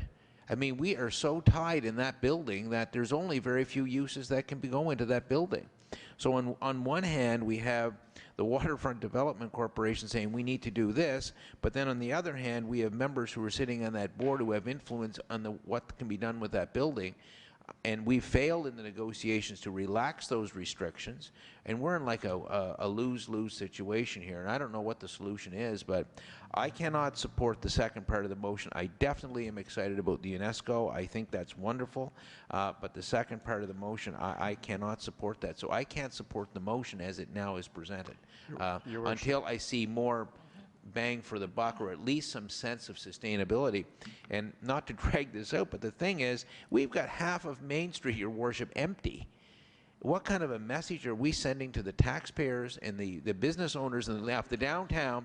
We're going to let other groups go into subsidized properties for whatever they're going to do. No, we can't do that. We've got to encourage our own taxpayers to move things into that direction. So, I mean, yeah, I can't support the second part. First part, I'm all for it. I think that's wonderful.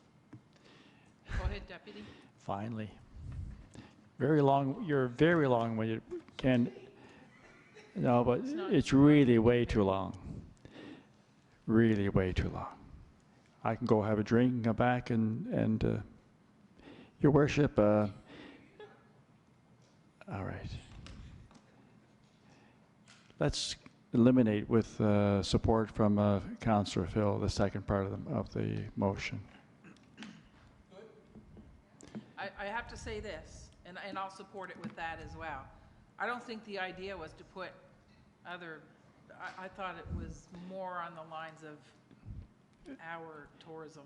Yeah, well, that's what I think that's what we were saying, the local tourism, not shops per se, but supporting with pamphlets like the old-fashioned tourist bureau that we had, sort of thing.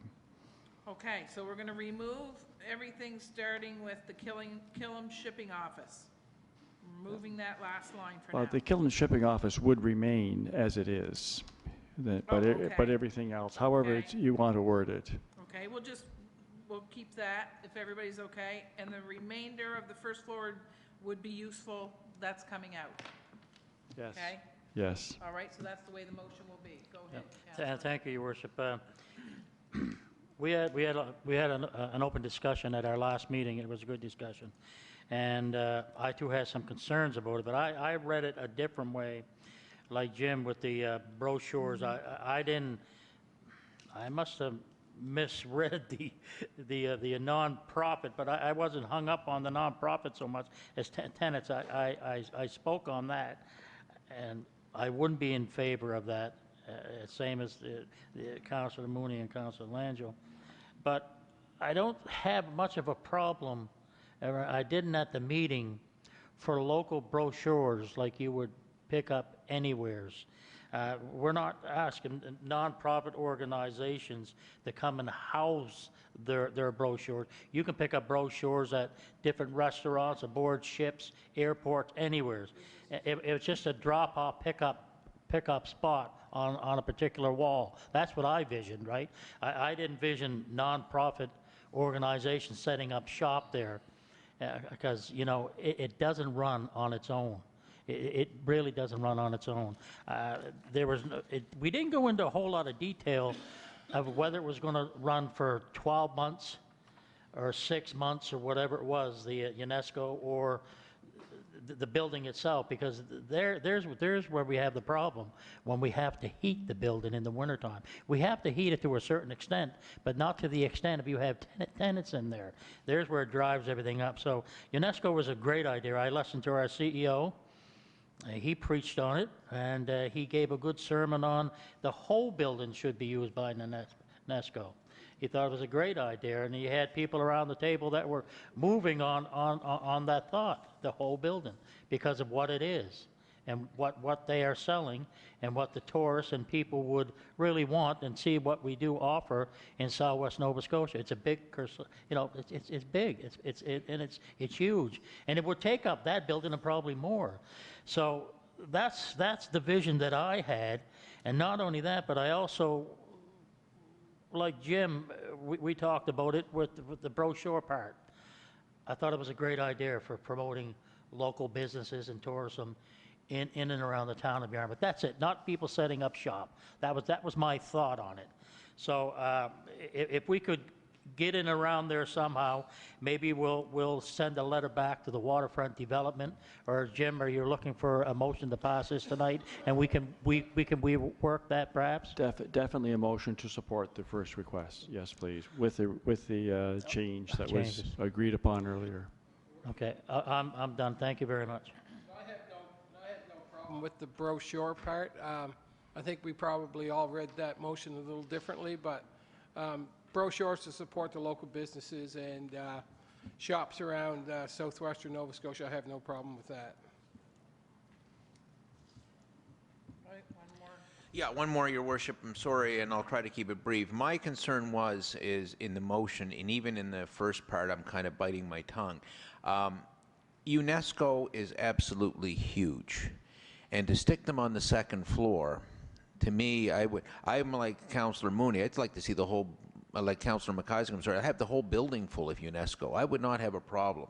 That whole Black Sky project is huge, and we're not capitalizing on it enough. That biosphere project is huge, and we're not capitalizing on it enough. I would have no problem supporting that whole group taking over that whole building. That would make a wonderful exhibit center. And yeah, I'd even consider softening my approach on subsidy, because that is something that's bang, you know. That is something that's huge. And with the relationship that we're now having with the VIC, that looks like the VIC is going to maybe stay open if all goes well, Your Worship. Let the brochure stay there, but let that UNESCO take the whole building over. Like, I mean, if we're not going to have anyone on that ground floor, I think that ground floor needs to have UNESCO on it as a major exhibit area, because with a little bit of work, that could be a really major attraction. So I would definitely support that one. No difficulty with that. Yeah, it is. No it is a difficulty big- with that. It is a big deal. And what I saw in this, and you're right, Phil, we see it different when we read it. What I saw was the biosphere people, but I also saw those things that people just flock to that building because that's the place to go for these big deal tickets, right? Not the little stuff, but the big. And the act that Mr. Drysdale showed us here, that Right? fits in right with Yeah. the whole concept that Yeah. the deputy mayor presented. So I think, Deputy, you understand what we're saying here, and you can bring that back to the group? Absolutely. Okay, so the motion's on the floor. Question's been called. All those in favor? Aye. Contrary? Motion carried. Go ahead, Deputy, next one. I move that the Yarmouth Waterfront Development Corporation receives fund to complete the development, manufacture, and installation of interpretive panels already approved. These are the Sarah Corning, She Lived to Serve Others, at the bottom of Frost Park, the Pompey Dick in the renovated Town Council chambers, and 3 panels near the Argyle Main Street intersection, Moody's Corner, the railway turntable, South Shore and Coast Railways, and the Yarmouth Academy and early schools. We will also repair and reinstall a panel damaged by an accident. I'll second the motion. Moved and seconded. Discussion? Questions? Question? No, I think I'm good. I think Councilor Dennis covered it earlier on something else. Go ahead. Yeah, just a quick question to Deputy Mayor. We had a request from the town in for 2 other panels. They're still on the burner, I hope? They are, Ken. That was back before we lost all of our funding, et cetera. Yeah. Thank you.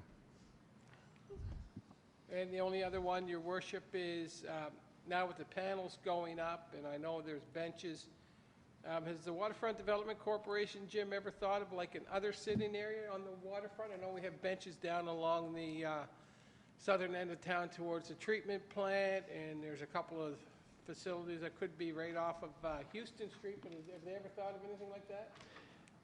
I don't think that we have, actually. It's not been brought up, I don't think, Dave. Yes? If I may, I'm sure you can hear me. Get up to the microphone, Dave. We have lots of ideas, but they're normally based around the particular topic. And these are all based around the Argyle Street corner, Moody's Corner,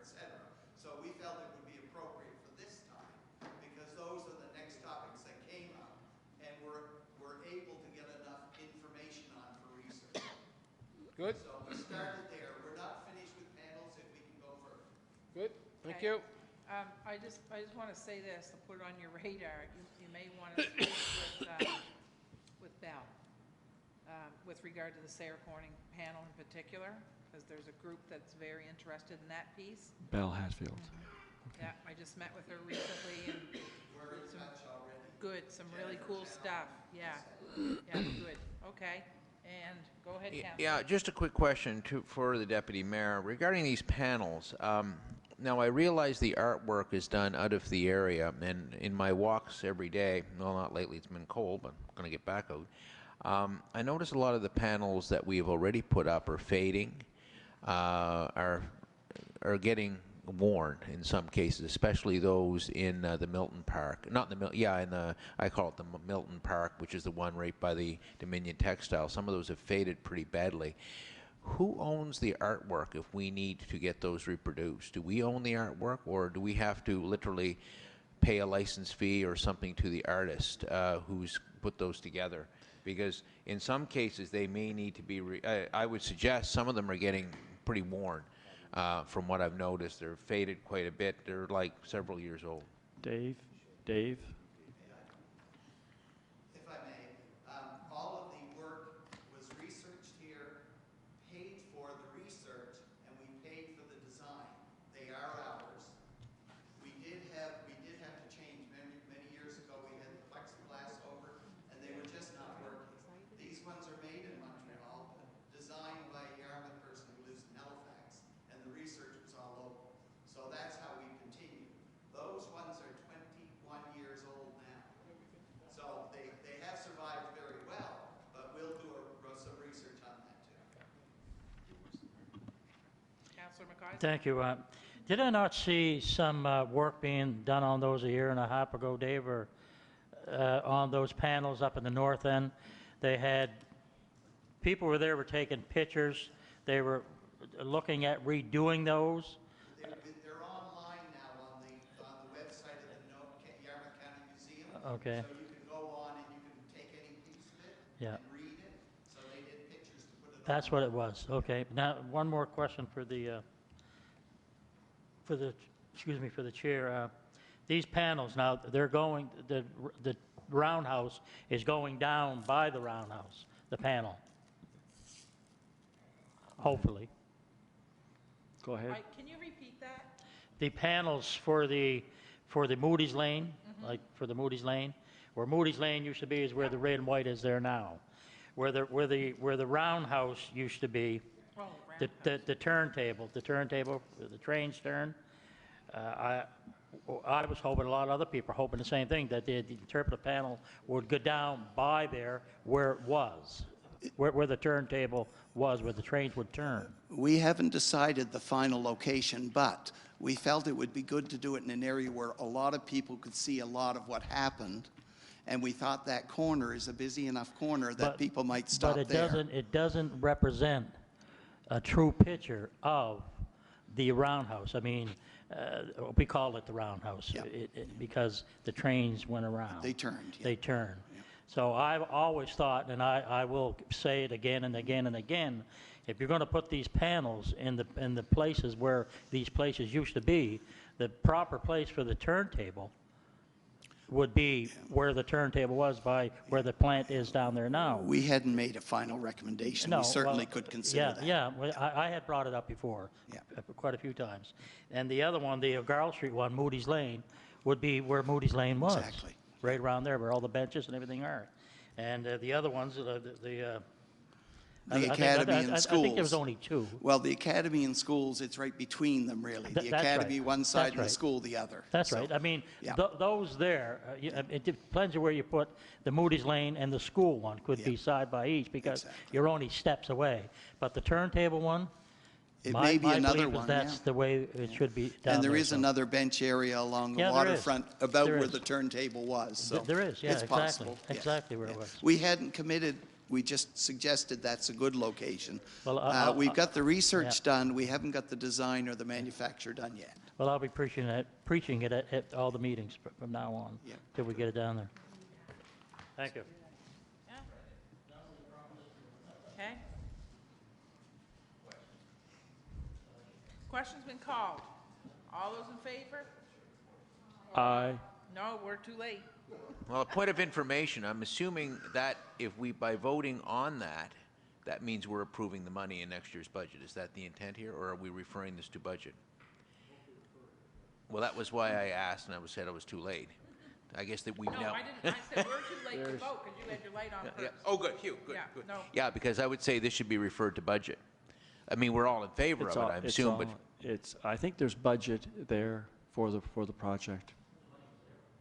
Money was there. Yeah.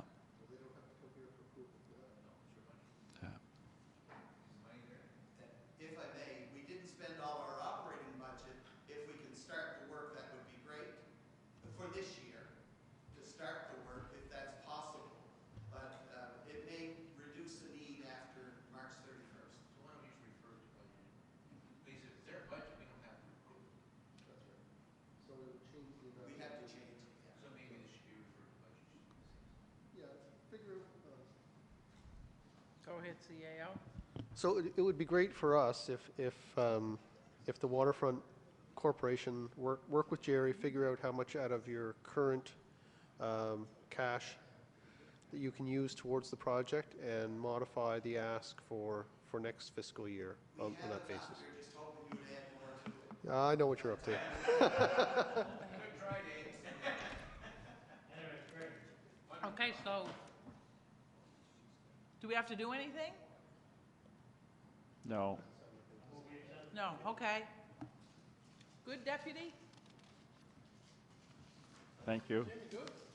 I'm fine, yes. Thank you. Okay, we're back up to the top. We're in D, appointment, CAO. Oh, you're welcome. Your worship, this is a long overdue decision or request for information from council. It was related to an appointment to the Waterfront Development Corporation, as it turns out. Council had considered favorably Derek Robertson for an appointment if he qualified.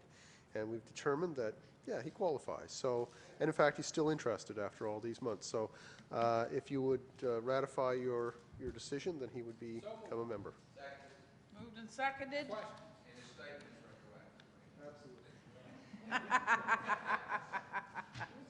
All those in favor? Aye. Contrary? Motion carried. Broad Brook Stream Enhancement.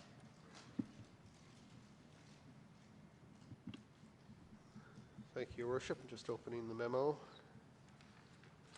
Okay, so this has got to do with Broad Brook and our ongoing work related to the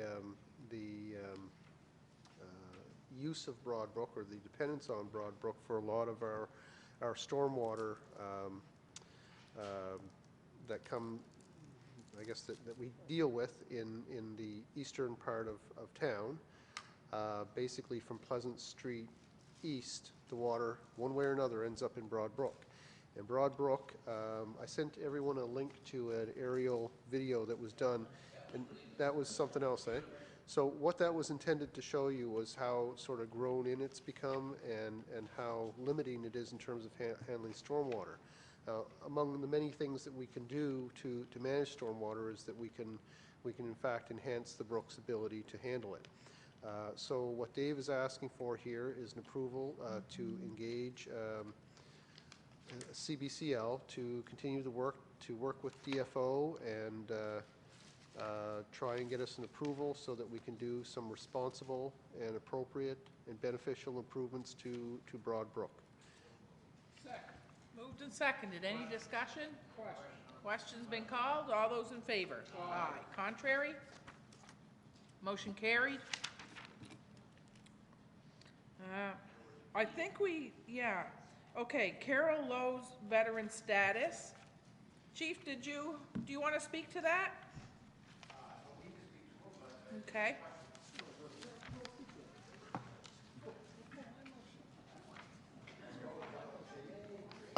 I think these are great.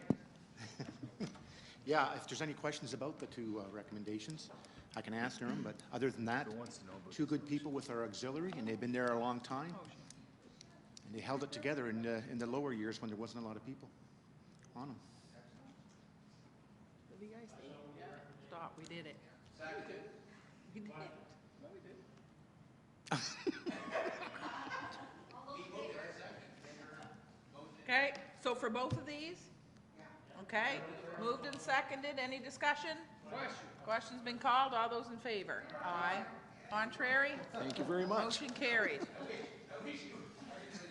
Anybody want to ask anything else? The chief can bring it to the table. Good job, chief.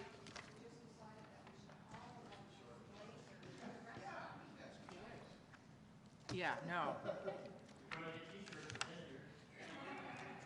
You want a t-shirt?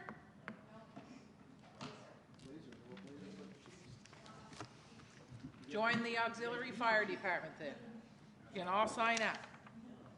What do you mean, chief? You don't want any of us? Oh, my goodness. Oh, jumping sake. Okay, council advisory committees, committee of the whole, deputy. Excuse me. Go ahead. I move that staff devise a policy indicating that grant applications must be received at Town Hall on the last business day of the month of January. Moved and seconded. Any discussion? Question's been called. All those in favor? Aye. Contrary? Motion carried.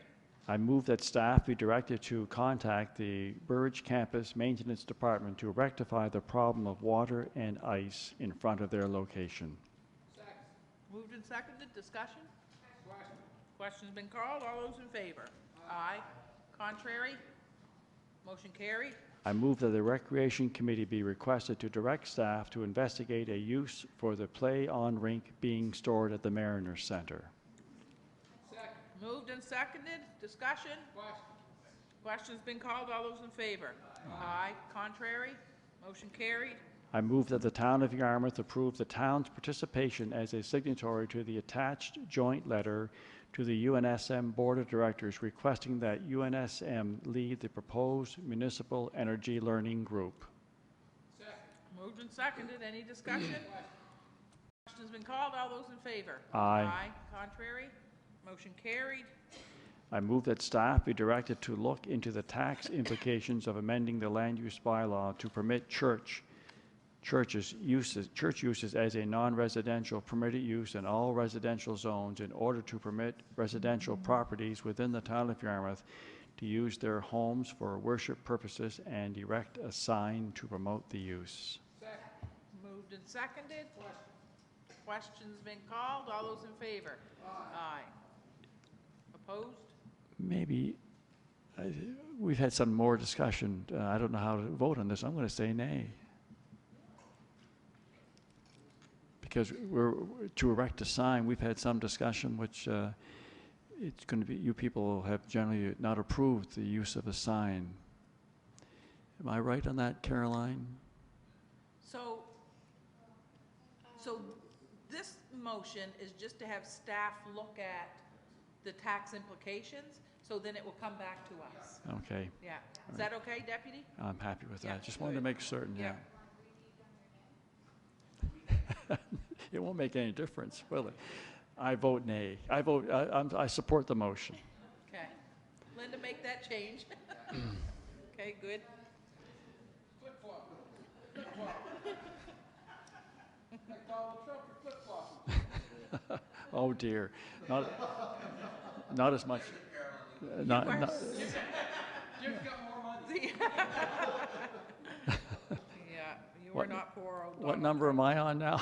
Number 6. Number 6, I know, I'm just teasing. I move that the town of Yarmouth submit the recommendations on the proposed amendments to the town's caucus terms of reference in accordance with the document we received from them. Moved and seconded. Discussion. Question? Yeah, whoops, sorry. Go ahead. Okay, because of our eagle-eyed counselor, UNSM has recognized their mistake, and they are going to be reissuing the most recent terms of reference with the amendments so that we can review them and provide comments. So what does that do to this motion? So that means the work that you've done is for naught. And we just vote nay then? Or, yeah. Yeah, Or you let's- don't second the motion or whatever. Okay. Isn't that funny? Because I just sent a note to Lyle today that said that the last terms of reference were 2011. It was 2 days late. Ours must have been earlier than that. Okay, that was my mistake then. So Okay. proper procedure, following Jeff's comments, nay on this motion? All those in favor? No, I don't need to hear that. All those in favor? Nobody? All those opposed? Nay. There you go.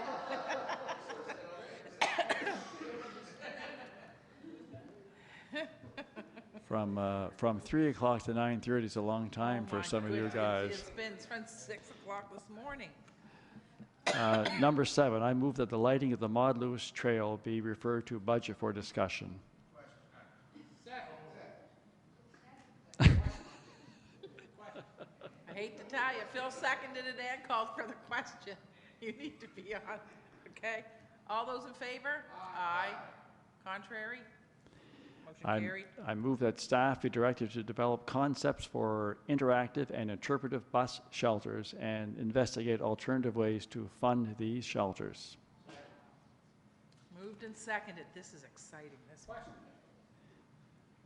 All those in favor? Aye. Contrary? Motion carried. I move that the town of Yarmouth engage the Colliers International representative and proceed with the next steps for the Bell Mobility Project to improve and expand their wireless network. Moved and seconded. Question's been called. All those in favor? Aye. Contrary? Motion carried.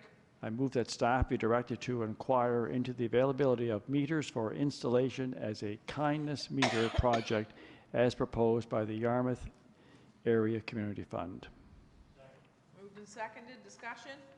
Question. Question's been called. All those in favor? Aye. Aye. Contrary? Motion carried. I move that a team from the town of Yarmouth be put in the Adopt a Book campaign April Fool's Trivia Challenge. Members to be determined. Well, it's April Fool's. There's not. Moved and seconded. Any discussion? Question's been called. All those in favor? Aye. Contrary? Motion carried. Now, I just have to say this. If we don't find people, like, doesn't matter. Yeah, you can. No, I'm not doing it.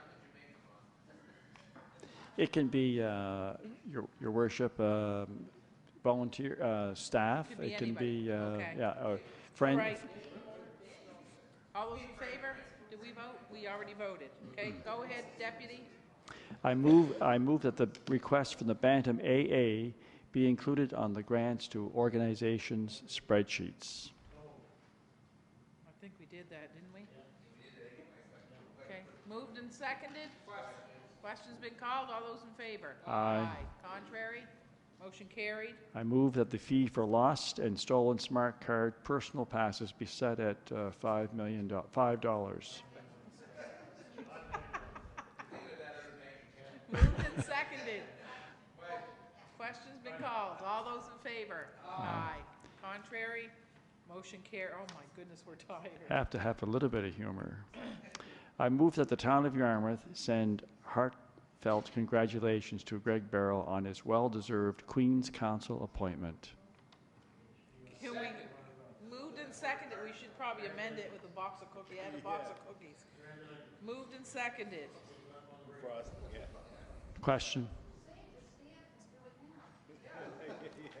Congratulations, we're proud. We're proud of you. Do not up our fees. Question's been called. All those in favor? Aye. Contrary? Motion carried.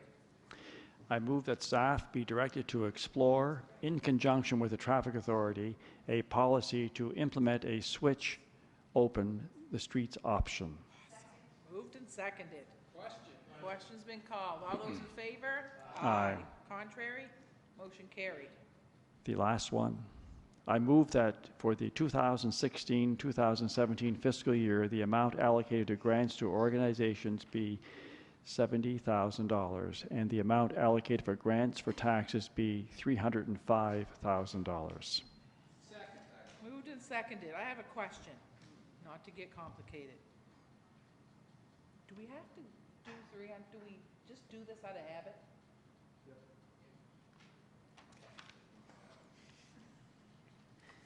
Really, like, moved and seconded. All those in favor? Aye. Contrary? Motion carried.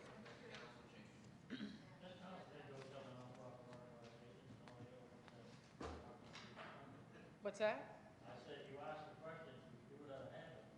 Well, we do it out of habit, yes, but we do it out of goodwill and reasoning. Oh, yes, no, I understand that, that comes first. I was just been thinking lately, like, do we just, because so many people show up and it adds up to that amount, is that what we do, right? Yeah, that doesn't work. A couple years ago it didn't, though. A couple years ago it didn't. Okay, Right? all right. So it might have been something that didn't apply this year, but 2 years ago, we actually had, or a couple years ago, we had to make some choices. Okay, I make choices every time. All right, good. Recommendations to council, February 8, okay, from the public hearing today. You want to do that, Deputy? That was with the hundreds of people in the gallery That's it. earlier. Martha and her gang. I move to amend the MPS and the LUB to permit the redevelopment of existing institutional buildings in the residential designation to be considered by development agreement as outlined in Caroline's report. Moved and seconded, any discussion? Question's been called, all those in favor? Aye. Contrary? Motion carried. I move to enter into a development agreement with the developer Ocean Breeze Estates for a 4-unit building at 1 Ellis Road as outlined in Caroline's report. Moved and seconded, any discussion? Question's been called, all those in favor? Aye. Contrary? Motion carried. Caroline, looks good for you tonight. That's good. I already started. I got head start. Okay.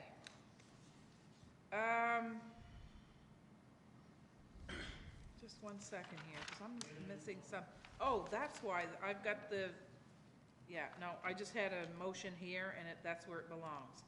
Okay, so Communities in Bloom, Councillor Langell, you want to start with the, Very short and to the point. I just want to let council know that next Saturday here, we're having the 2016 Gardening Symposium. It'll be running for the full day, and the gardeners from all over Southwest Nova, we hope will be coming in. We're expecting around 100 people to take part, and council's more than welcome to participate.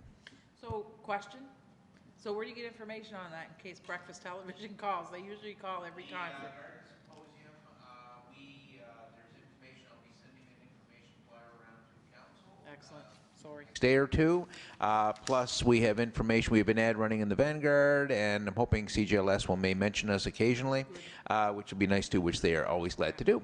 But yeah, you can call us. You can email me, or they can email Sabrina downstairs at operations, and we'll register. We are pushing for advanced registration because we have concurrent workshops running through the Communities in Bloom. So there's like 4 sessions in every hour session going on during the day.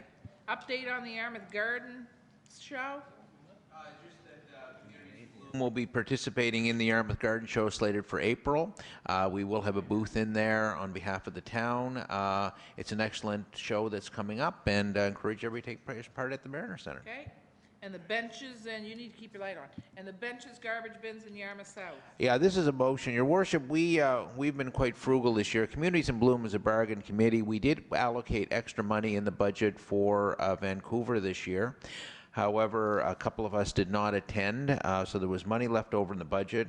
In discussion with the CAO, I'm making a motion that Town Council allocate the remaining funds. Recommendation from our committee is that Council allocate the remaining funds from the 2015-16 Communities in Bloom budget, after the costs incurred from the 2016 Gardening Symposium are deducted, of course, towards the purchase of benches and garbage collection bins. And I'd like to stop it at that point, not to add in Yarmouth South, because there may be other areas that may require it. put them in Sandy's Park. Okay? All right, so the motion's on the floor. Can I have a seconder? Second. Any discussion? Question. Question's been called. All those in favor? Aye. Contrary? Motion carried.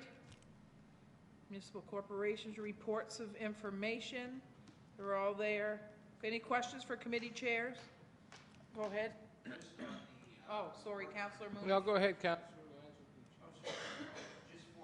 Reports, Your Worship, just to draw your attention, I know the late hour is late, but we did have a meeting of the Western Counties Regional Library Finance Committee, and I don't know whether the CAO was aware, and I have the report in my mailbox. I meant to give it to him today. The province of Nova Scotia is reviewing their funding formulas for libraries. And they've been having a task force that's been in place. We had quite a discussion. The funding for libraries is being done by a per capita basis. So by each person, they give so much money for each resident in the area. What is happening is there is a push to keep in that area, keep that method going. And the concern is our population is dropping, yet we still have got to operate the same number of services. And right now, if they continue the existing formula, what's going to happen is 3 areas, of which we're one, will see a severe cash pinch. And I'm not sure how to deal with this, and I'm just throwing it out for council's consideration, may bring it up at committee of the whole. One suggestion that I made at the board, which the board was kind of interested in, and we had the representative there from the province who's on the committee, was instead of looking at per capita, could we look at assessments instead of per capita, in other words, property values? Because what we're seeing happening in our area is assessments are going down, as are the people. But on the other hand, and the government's intention is, to be very honest with you folks, is they expect us as municipal units to pick up the difference. So in the difference in funding, what's going to happen is we're going to end up, the municipal units in Western counties are going to end up with a $50,000 or $60,000 deficit, which we've got to pick up.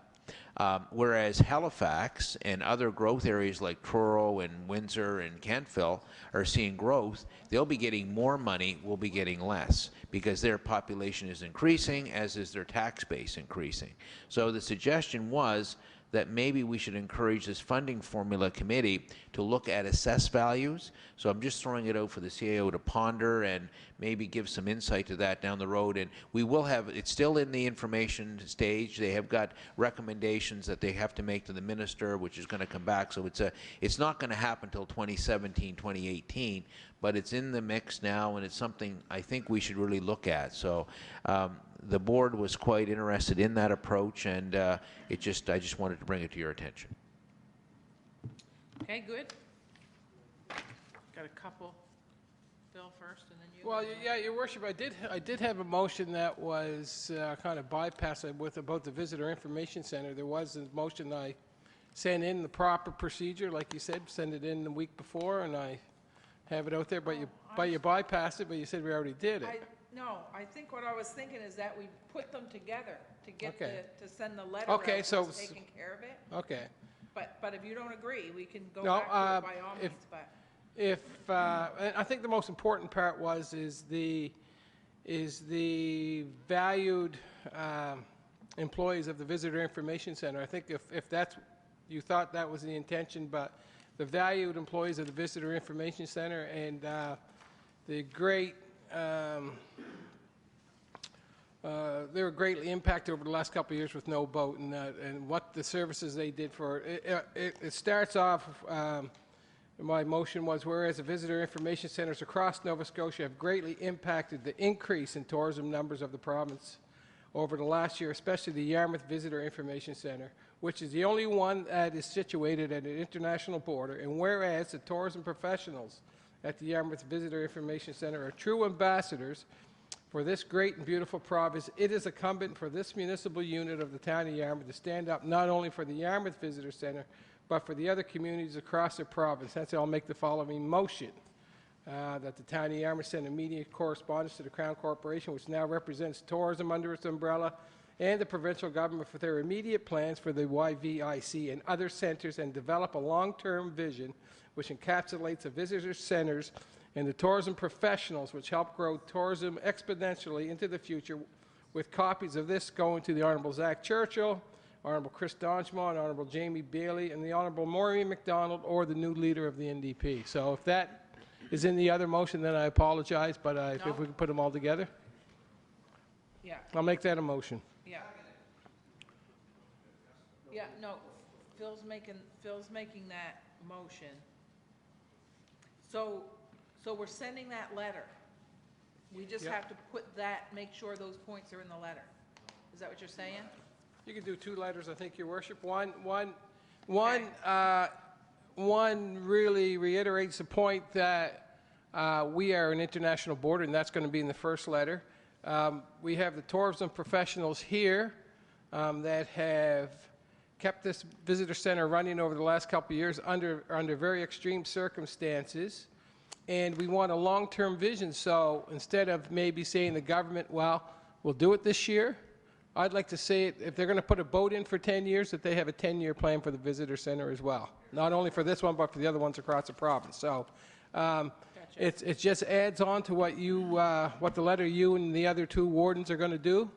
But I think it also highlights the professionals that we have working at this center. And you know there's a call center also involved in that. So we have two reasons to really stand up and fight for this. And I sent a letter around or some of my thoughts earlier when I was in Ottawa and had a great talk with Raymond Carriere at Communities in Bloom. But I think it's incumbent upon us to stand up for this end of the province and have those conversations with Mr. Churchill to make sure when he's advocating on behalf of our behalf at Cabinet that he is well understood and how important we are. The only international border, right? So this tourism facility is important to us, and I thank you for the letter with yourself and the two other wardens, but I think this would be just another added piece. Yeah.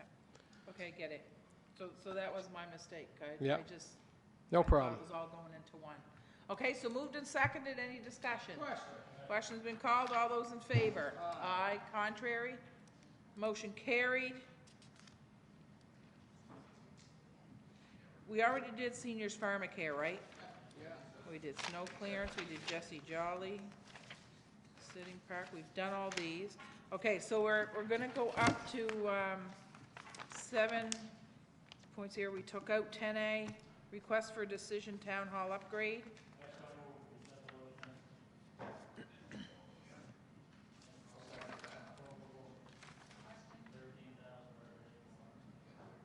Was that the 13,900 plus HSD?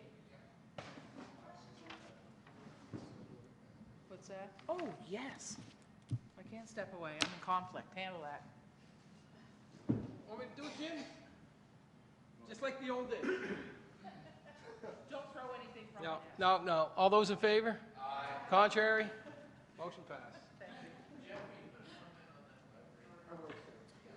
Sorry about that. I don't know how that got mixed up. I apologize. I don't know how it got lost. You good? Or do you want to say something? Go ahead, CAO. Yeah, no, I was just thinking about the library costs, and it brought to mind that we're, presently, well, think back, we did the whole fiscal review thing, right? Where we talked about the relationship between municipalities and the province, which has morphed into a partnership agreement negotiation that is ongoing. The libraries is a mandatory cost to municipalities. I think it should be, I hope it's being addressed within that negotiation, because it is one of those financial relationships that is imposed on us, like education, like housing, like corrections. So probably, rather than deal with it in isolation, maybe to highlight the issue and ask that to ensure that it's involved in those negotiations.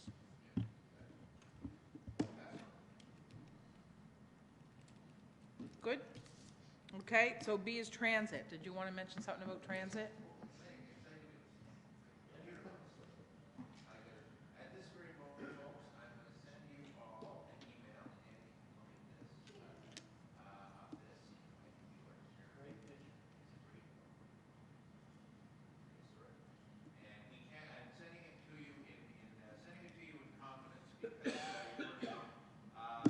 Wonderful news. Today we had a full bus, including wheelchair.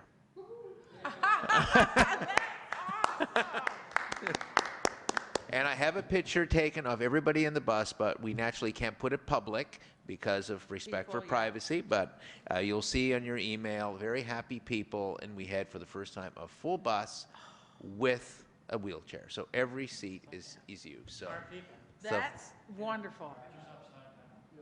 That's okay, though. And the other, Mark Hubbard had sent me a note on Facebook. Actually, it was public, but he said I couldn't believe, like, he was watching when they put 2 bicycles in the bicycle holders, and off they went. So this is awesome. It's really nice.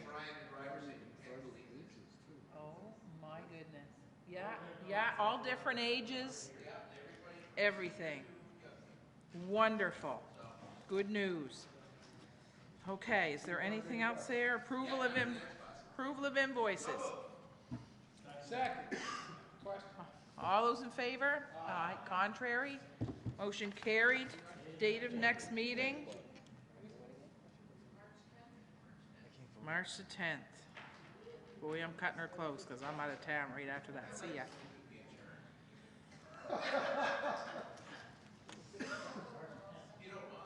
No, we're good.